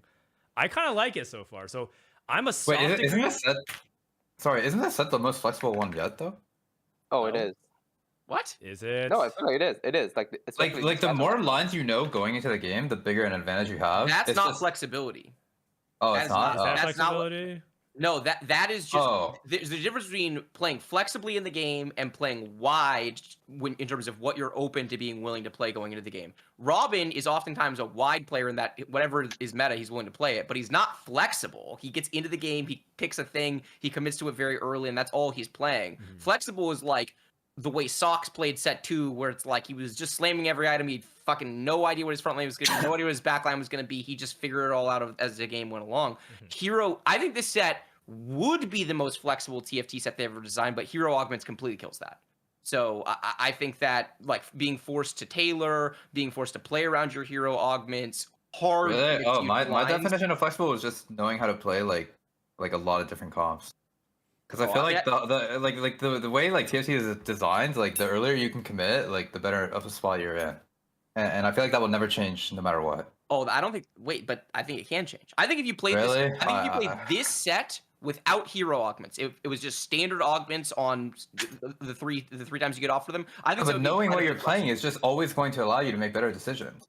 For sure, but there are trade-offs too, because when you know what you're playing, it means that you're not open to other things that the game could be offering you, and you can get screwed over because the game offers you things that are not what you want. Whereas flexible TFT is, in theory, the optimal way to play the game, but in practice, it rarely is. But there are some patches where it is in some sets. I think the takeaway is that a lot of people have different definitions of flex, and I think just to kind of straddle the middle here, both of you are correct in terms of like how you're assessing it. Like the way Kurum's evaluating flex is the way a lot of players do. In fact, I would say the majority of TFT players say that. They're like, I'm AD flex. It's like, okay, you play 2 comps. But like in reality, what Bryce is saying is also very true, because people at high levels define flex as the willingness to kind of play whatever the game is truly giving you, instead of saying, I'm playing like this champion, this line, and no matter what, all paths will land on this spot. So, but isn't TFT aren't items way too fucking powerful for like Bryce's version of flex to ever be a real thing? Hence why I feel like going back to item remover would make more flexible options, in my opinion. Ultimately, I think it made him land on the same spot. No, but like if I get feel offered a triple Soraka shop and I have last Whisper Bill, it doesn't mean that I'm playing Soraka. Like, isn't that what Bryce is saying? That like you should Wait be a able to play second. Soraka there? No, Like, you play it's what not. you hit? It's not that you should be able to play what you hit in every situation. It's that there should be more options available than like I'm on one line. I'm only interested in clicking one of 9 units or 10 units, right? And you can make fun of AD Flex, but AD Flex sort of is flexible in that like you can play mech frontline, you can play threat frontline, you can play Aegis frontline, you can carry,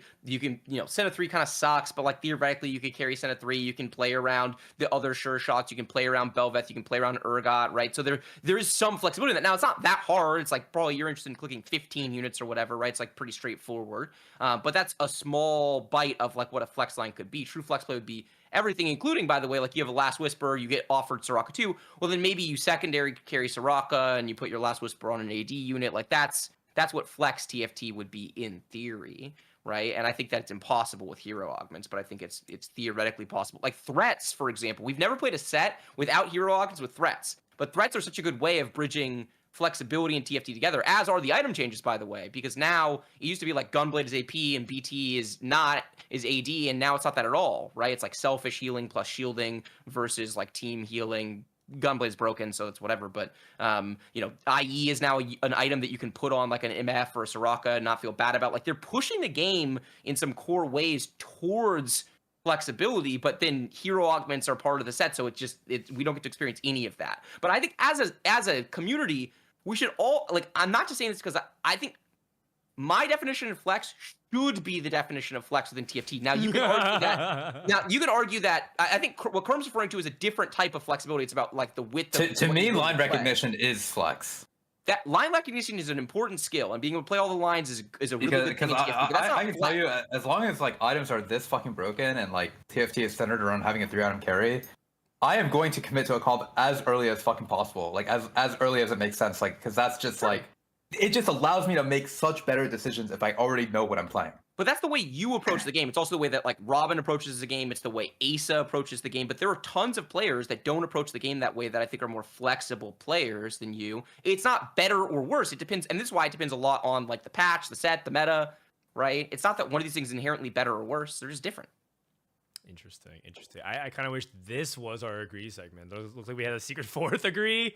And we'll just have to agree to disagree is the conclusion of that, because we're out of time, boys. Really good stuff.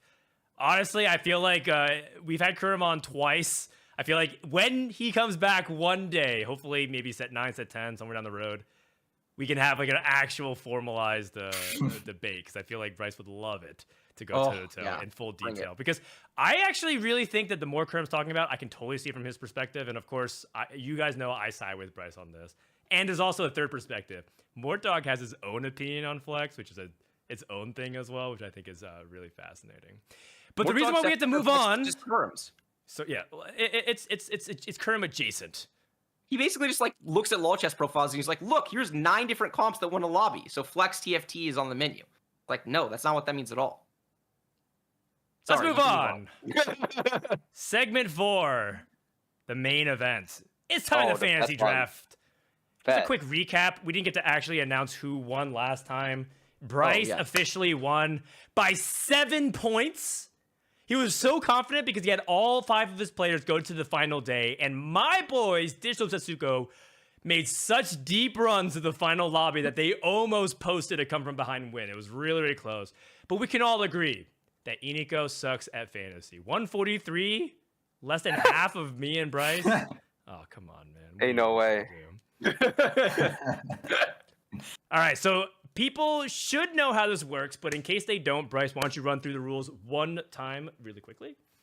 Pretty straightforward. Everybody starts with a budget of $100. You're going to spend your budget on players. We'll take turns nominating someone. Who nominates the person means nothing. It just means that they're the person that we're bidding on at that time. You're going to fill it up with 5 players to make sure you use all your money across your 5 players. Also, if you're doing math, that means we're going to draft 20 players, which means a whole bunch of people are not getting drafted. So make sure you're thoughtful about that.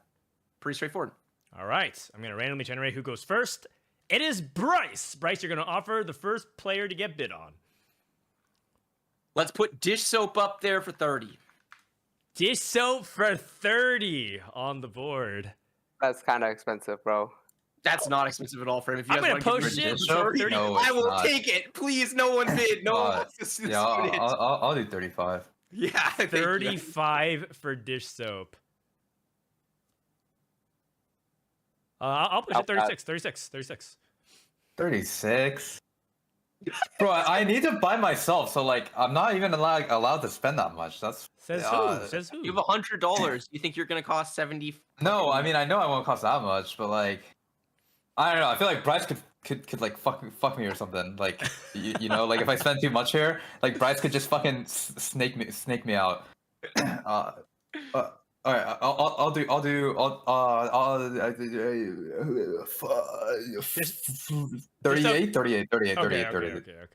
Okay. 38 for Kurumx on dish soap. Going once. Going twice, Souless. Oh, I'll You- pass. No. I already got my plan. I passed. All right. Kurumx takes dish soap for 38. Wait, I That's actually kinda- says that's- any that's- kind of soap, sorry. Kurumx and That's Souless. that's a big chunk of change, honestly. It's a big I think chunk it's of right where change. that's right where I would have guessed he I would have think gone his for it, value but- is very much around that area. For what it's worth, the highest we ever bid was like low 40s.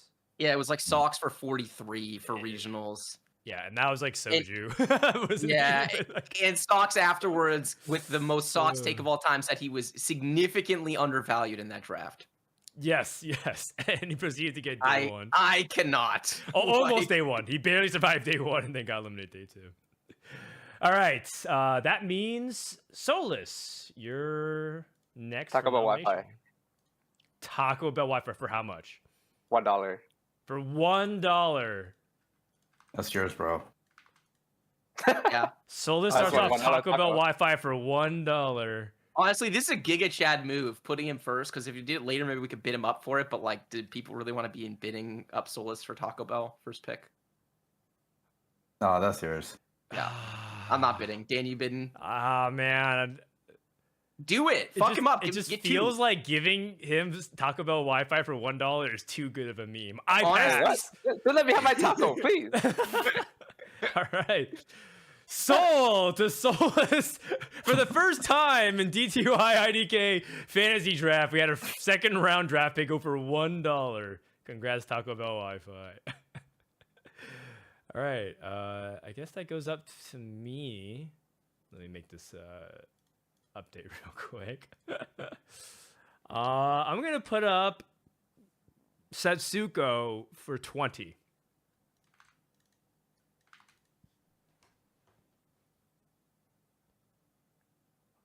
I mean, I can't spend that much. Yeah, sure. Kurum feels like he's kind of quiet. Bryce and Souless, 30.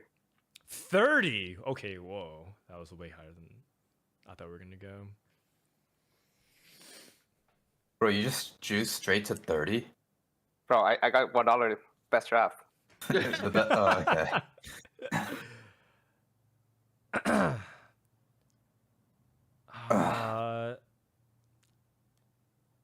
I'll go 31. Anyone else bidding? Nope, can't afford that. Bryce? I think I'm good. Okay, you can have him. All right, I guess Setsuko for 31. Honestly, that's not that bad, assuming he plays to his potential, but we'll see. Okay, Bryce, you're up next. We Wait, haven't- do I nominate Oh, someone? Kerm hasn't yet. Yeah. Oh, sorry, Kurum, you're up next. I got clear for 5. 6. 8. You can have him. Wow, his value sheet is so hard codified. Bryce, clear for 8. I think I'm good. All right, I think I'm good as well. All right, Kurum gets clear for $8. Okay, Actually, not bad. It's pretty high value. Kerm, No. I hope you know you're not getting yourself, Kerm. Wait, Souless, wait. I'll Chill, put you up chill. right now, Kerm. I'll put you up right now so you have money left. Kerm All for right. Kerm for 30. What? He starts off at 30. He's gonna run you dry, man.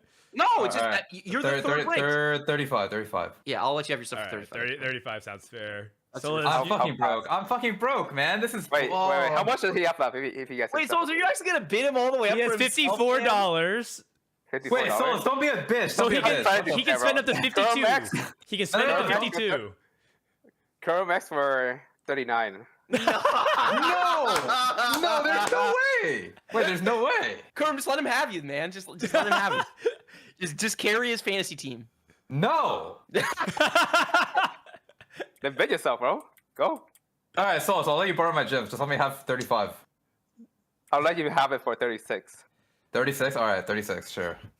What is this negotiating? All right. Fuck it, I'll allow it. No, because like, dude, I quit Lost Ark like fucking 6 months ago or something, and like Souless is just fucking messaging me all the time, like, bro, let me borrow your gems, bro, let me borrow your gems. It's like, so dude, just let me have like my fucking self. You can have my gems. I don't give a fuck. We're using our $100 fantasy budgets and some side currency. Wow, I didn't realize we had more than 100 to bid on this. Oops. Yeah, seriously. All right, 36. Unprecedented. A lot of firsts in 36. this episode. Yeah, I'll take it. I'll take it. All right, congratulations. Kurum, 3 picks on the board. You're going to be sitting out the rest of this draft after the most part until the very end. So Bryce put up... Souless, you're up next to bid. Oh, bet. All right. Cottontail for 1. Cottontail for $1. What is this draft strategy, Bryce? I feel like I don't understand it. No, it's actually a really interesting strategy. So you put up people that you think are high value in the lower tiers early, and then by bidding $1, you put us in a situation where we have to decide if we want them on our team, and if so, then we have to bid them up. So it's like a min-max strategy. If there's like a handful of people you want for $1, you might as well put them up first. Okay. Don't think too deep. I just want to have plenty of money left. Yeah, I mean, but that's the point, is that by going with your $1 picks first, then you know your budget, you've already secured your like value guys that you want, and then you can go big for the other folks. Okay. I'm passing, Bryce. I'm passing as well. I don't want. All right, Kurum, are you passing as well? Pass. Oh my god! What is he doing? Soulless steals another pick for $1.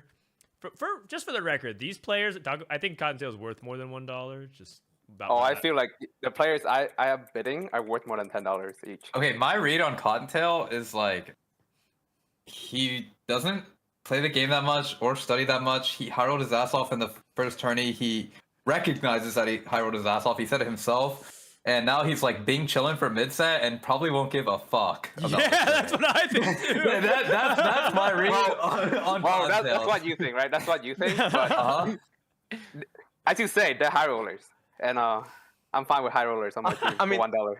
Souless is playing this draft the same way he plays TFT. He's either going fucking first or eighth. It's really hard for me to envision in between. All right. Then that's my turn. I nominate Souless for $1. No. TSM Souless on for $1. Anybody want to outbid me? I'll do $2. All right, $2 for Kurum. 90. What? 90? just give him himself. Like, who cares, man? Like this guy is just memeing, man. He's just memeing the draft, and then it's like, okay, you know what kind of strategy it is? It's where like, if you get fucking shit on, you just say like, oh, I was memeing, and then like, if if it fucking somehow works out, just be like, I'm a fucking beast. Like I fucking do. It's like it's the win-win strat where like you basically can't be wrong. I've never seen someone bet this hard on themselves. Oh my god! Here, I thought Kurum was going big, spending huge, so he can bet it on himself. Oh my goodness, Bryce. Right, though, it's a total win-win for him, because either he gets to like gloat for all time, or he flames out. But it's like, well, of course I flamed out. Oh man, I've never seen such a bull strategy in all my time fantasy drafting.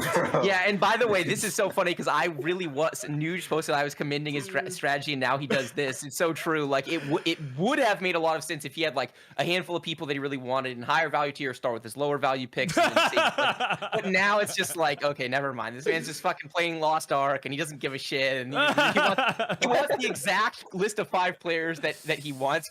He's gonna get them. He's gonna get exactly who he wants on his team. It seems like. Oh yeah, if you guys want, I'm down to put like actual subs on this. I love some losers gift winner 20. Yeah, now that you've seen Souless' draft strategy. No, 20. We can let Souless take his bet back as well if we're doing that. Souless wants this team. It's like he's gonna get exactly. No, but like if it's real money involved, like he probably doesn't want fucking $90 on himself. No. No, it's fine. What do you think? I'm down for 10 subs though. If we're doing that. 10 subs. Okay. Yeah, 10. Down. All right, losers gift winner 10. Down. Okay. All right, down. I'm okay with it as long as we don't get in trouble. If we get pulled aside and said, "Hey, If it's subs, they won't care. If it's money, they'll care. So We're also not betting on like specifically results. It's like a group of players. But yeah, that's fair. Okay, If anyone, if someone steps in and says we can't do that, we're gonna have to cancel. Correct. But I agree. But we're going to proceed as if we can. Agreed. It's So in if good anyone faith. from Wisdom is in chat, just DM us. Anyone has an issue with it, let us know. We're not trying to create any issues for the tournament. Obviously, this is no one's trying to create competitive integrity issues. I don't think that this would do it, but if you have an issue, let us know. All right. I believe Kurumx is next on the nomination block. Oh, for real? I'm going for some value because like I'm poor as fuck.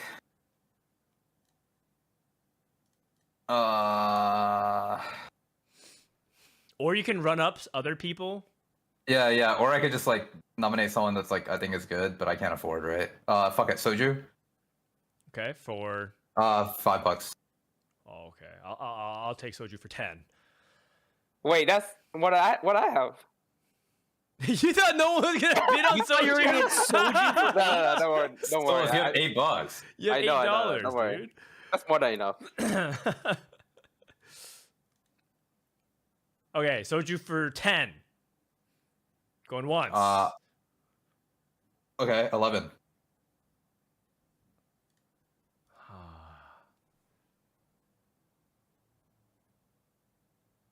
I mean, I'll take it for 12. It's still high value. I mean, he is playing a lot of Valorant, but I mean, Corbin, you might as well. You should just save for $1 player. You should have like. There's no reason not to go up to your cap, basically. yeah. Like I'll go up to 15. I'll go 15. 15. Yeah. I mean, I feel like I should just push you to 17 at this point, but it actually doesn't matter though. $3 is the same. $3, $1, no diff. Actually, $3 Yeah, no gives you a diff. chance to fight against Souless, maybe. Bro. All right, I'm gonna go for 15. Bryce, you in? You in or out? I'm out. I'm out. Yeah. Okay.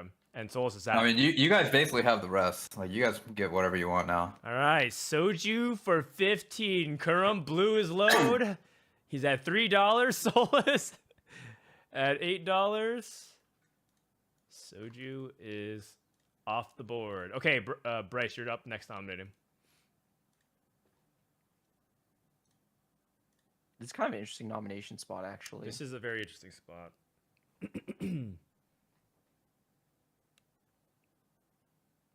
I mean, the one is like Robin is like the highest like value here. No. Yeah, that's what I'm trying to decide if I want to nominate Robin. Basically, like, do I want to put the biggest left on the board, or is it better for me to let him sit? Just send it. Just send it. Fuck it. I am broccoli for $1. Oh. $2. Vegetable is kind of expensive. All right, $3. I'm all in. Man, we're spending big. I'm pushing Kurumx out. I'll go broccoli for $4. Fuck. I'm out. Five. 6. Yo, chill. Let's go all in. Just to go 7. Let's go 7. Nah. Oh, he's saving it. All right, broccoli for 6, Bryce. That's a deal. I'll go 7. 7. I mean, I'll go 10 on broccoli. Okay, let's think. So if you do that, you have that left. I can do that. That. Do that Just now. let him go, man. Going once. Broccoli for 11. Rat. I mean, I'll go 12.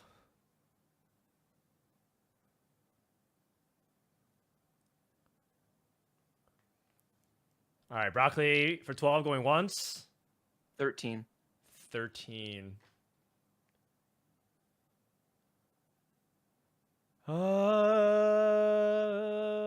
Sure. I'll go broccoli for 14.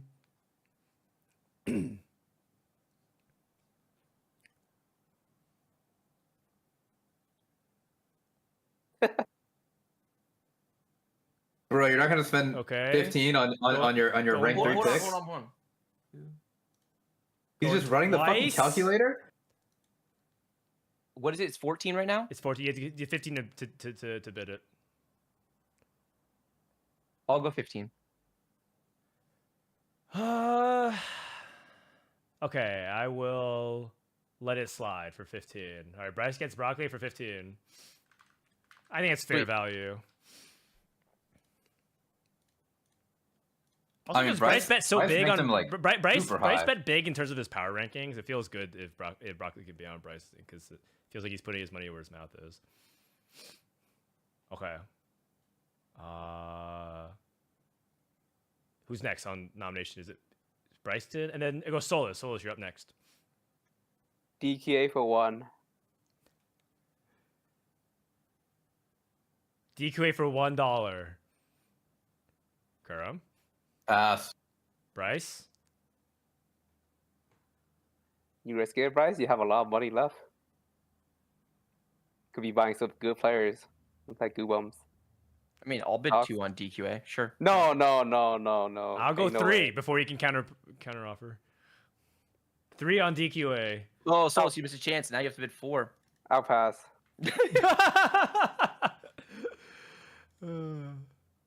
All right. DQA for 3 going once. DQA for 3 going twice. Sold 4. to me. DQA for 3. I bid 4. I bid 4. Oh, okay. I'll go 5.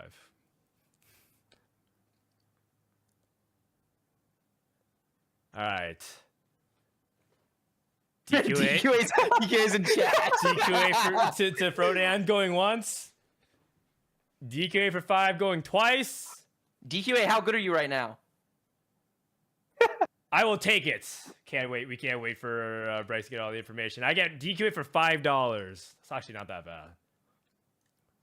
It's great Okay. value. I believe I am up next for bidding. Let me remove DQA here. Let's go with. Let's go Prestivance for $1. $2. Oh, we found who Souless wants. Oh, That's no. the fastest he bid. No. Don't worry about $3 for Prestivant. it. You can have him. All right, Bryce. Wait. Is it 3? It's 3. Wait, oh, fuck. I can't afford. 4. Oh yeah. I'll take Preston for 5.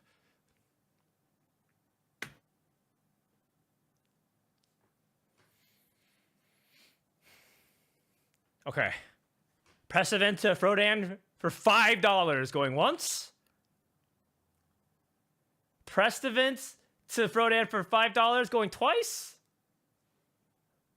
All right, P guy, I'm about to coach this guy up so hard. It sold to me for $5. Damn, P got for 5. That's pretty good. It's pretty. That's like really good. I mean, I think P got in tourney is like really good lately. I think so There as you go. well. I would buy him for sure. all right. Kurum, you're up next for offering. Oh, okay. Okay. I should have bid 6 there. There's like 2 value picks I have my eye on, but I probably shouldn't nominate them. I'll just do a Nico for all my money. $3. $3 on a Nico. Bro, ain't no way. $4. Fuck. $5.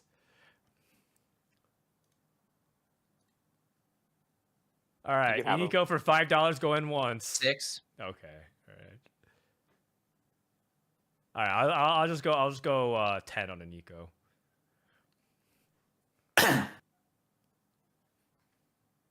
11.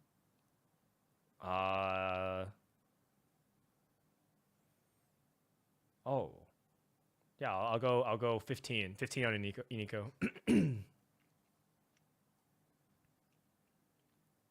16.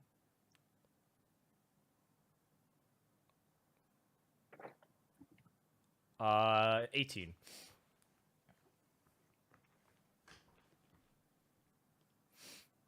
19. 22.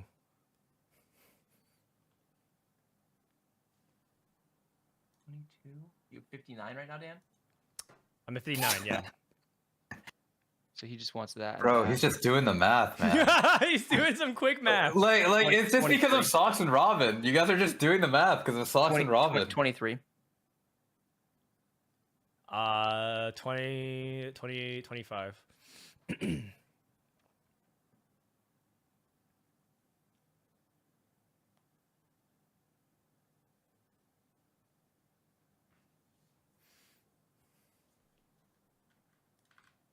I'm gonna Pass. just write this.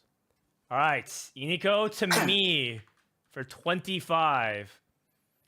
Now Bryce is pretty close to be able to pick whoever he wants, but I do have enough to make one sizable bid. So Bryce, if you want to bid on 2 players immediately, you can, because I'm pretty sure you want to lock 2 players in. That's my understanding of what your strategy right now. So you would bid 30. You would bid 34 twice. Basically, pick players you want, right? Do you want to do that? Or do you want to just go by the normal process? No, Just let's by go.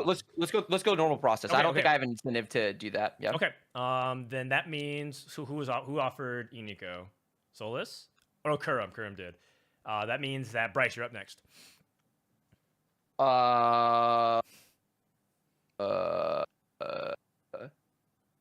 Goobums for $5. Wait, Iniko, why don't you want to be on my team? What the heck? 6. Oh, 7. It I just turns can't. it to me and Bryce then, basically, if we want Goobums. 8.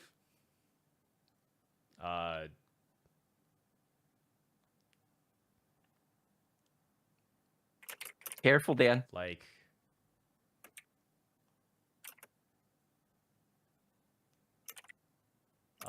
sure. 10. Actually, yeah. Actually, hold on a second, because Souless, dude, Souless and Kurum be out of this draft. It's Yeah, trolling I'm me so fucked. hard. Yep. Souless, why'd you bid $90 on yourself, man? That was so Oh, unnecessary. The players I'm drafting won't cost more than $1.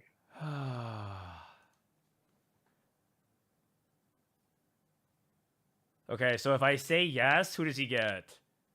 This is the best part. This is so good. This is Souless's $90 bid totally threw off this draft, but like, Okay, yeah. but like, if I take Goobums at this point, Yeah, this is the then problem, that means man. he gets Socks. Yeah, this is the problem. Robin, You give me everyone for free, or you have to give me +2. Goobums, or you have to give me Goobums for free right now. It's the only way you can stay in the bidding for the other folks. Yeah, but the thing is, do I believe Goobums pound for pound is any worse than some of the other players is worth letting go? Sure, yeah, that's totally fair. It's totally up to you.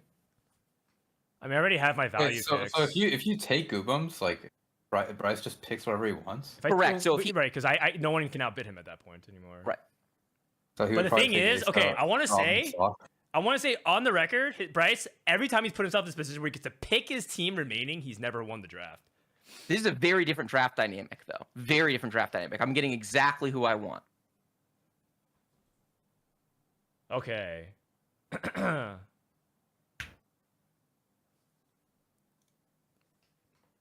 I will bid on Goobums for 15.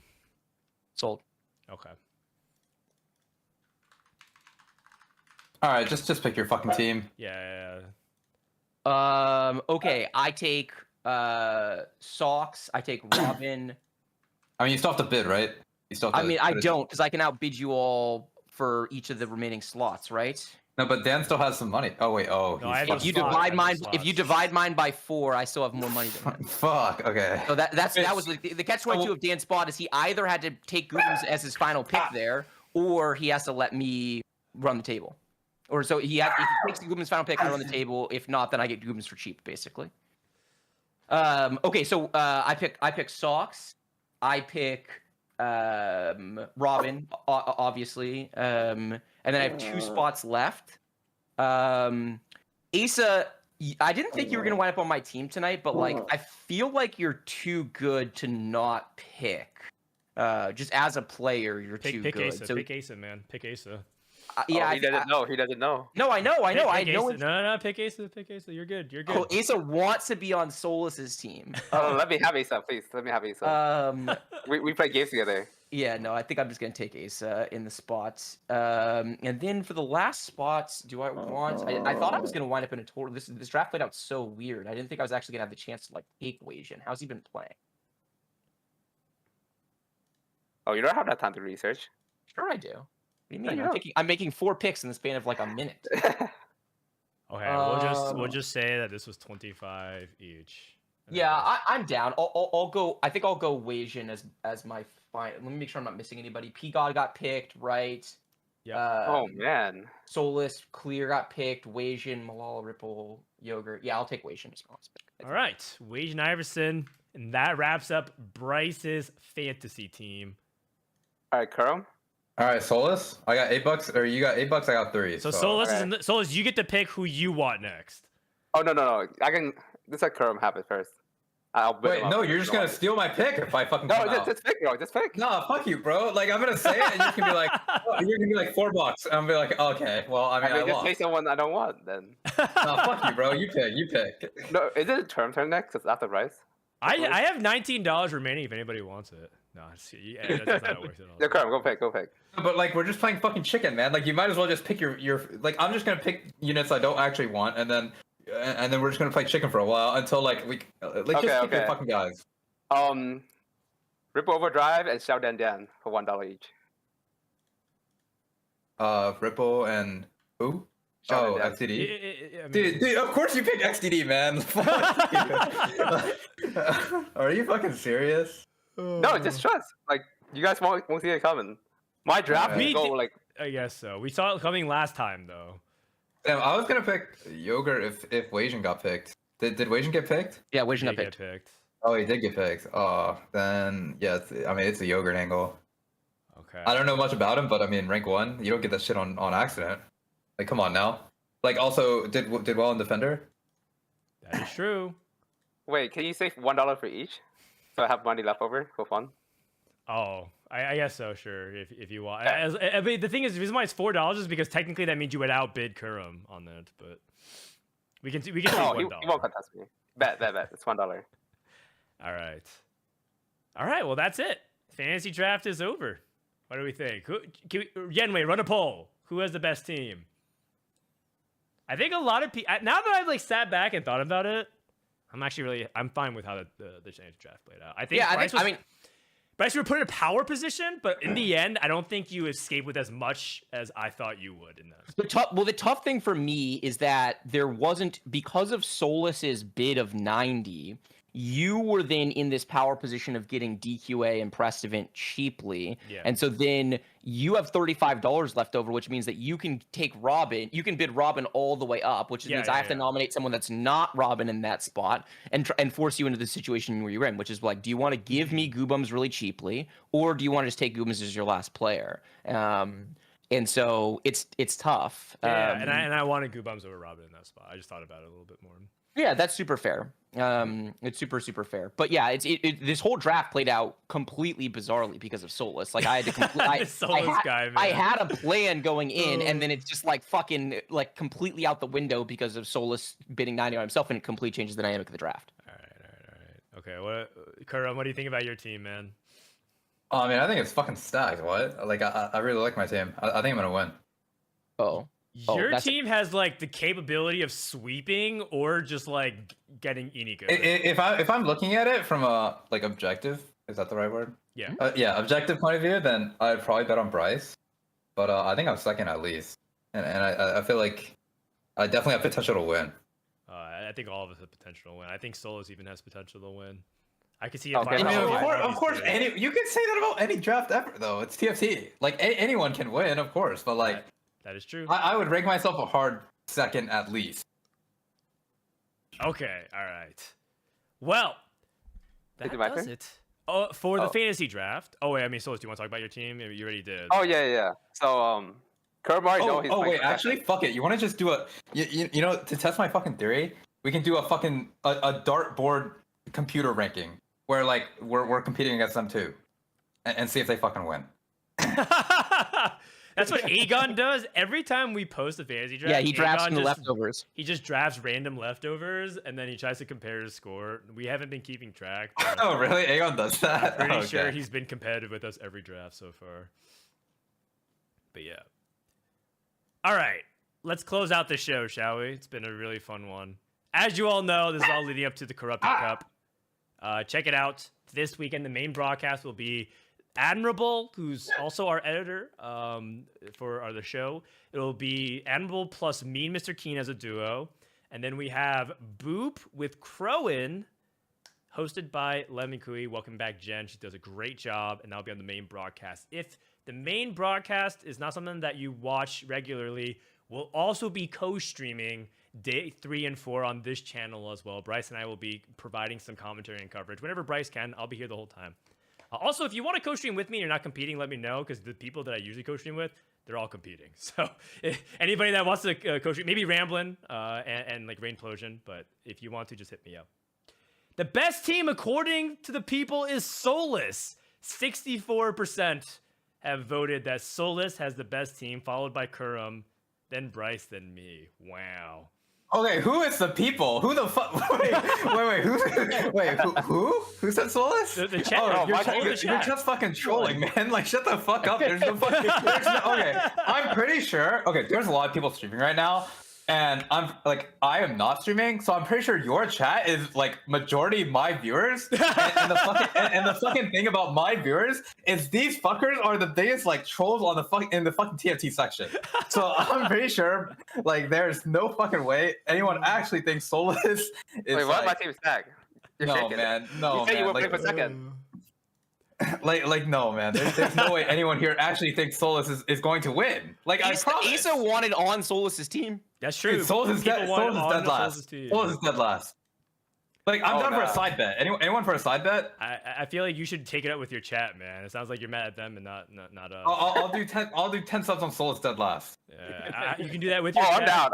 I'm down. I'm down. Oh, okay. Additional side bet, all right. Kurumx and And Souless. then a side bet on Souless. If you get third, second, or first, I'll give you 10 subs. All right, bet. If you get fourth, then yeah. Oh my god. The stakes have never been higher here at Fantasy TFT. On No, TikTok, it- if you don't know. This is more value than my $1 picks. That is true. Wow. And here I thought Souless had all the value picks, and he had one more up his sleeve. Sure. You What? might as well buy my Hello Fresh. Shut the fuck up. Like, no, like I'm He's just showing money like, at me. Might as well buy my Hello Fresh. I don't give a fuck about the odds. I already know your draft is shit. Like we already won. What? No. You're capping. And with that, this episode is done. Let's get some final words. Bryce, why don't you start us off? I mean, this was really fun. Wild draft. It feels like a huge RNG fest, except for Souless, who's going last. All right, Kurumx, any final words? No, just thanks for having me on. It was fun. Awesome. Souless, last thoughts? Oh, it won't even be close. I'm taking home 20 subs. Wait, actually, it's 10 from each, right? And then Yeah. 20 from So Kurumx. 40. Yeah. Plus 40. All right. Well, Souless knows what he's playing for this weekend. It's a spot to compete in mid-set, as well as all the subs from us. That does it for this episode of Don't Talk If You Don't Know. My final words is check out the newsletter if you haven't already. I haven't updated the links, but it's something that we post as kind of an update on the current state of the metagame. We had Bryce contribute his experience on competing in TFT. Clear got his own page talking about his favorite hero augment rerolls on stage 2. And we have more people who contribute. If you want to contribute to a future newsletter, just let me know. We can find ways to work you in. I think it's a great piece to share our knowledge in TFT because I think that's what's ultimately helping the North American scene grow. I think we're just sharing a bunch of knowledge. And of course, the co-stream this weekend. If you missed any part of this episode, check out things on the YouTube VOD as well. And we also put things on Spotify. Shout out to Yenwei, who's helped producing things during the stream and podcast. Shout out to Admirable, who's our editor. And shout out to everybody who tuned in. This has been DTIYDK episode number 17. And we'll see you next time for more TFT action.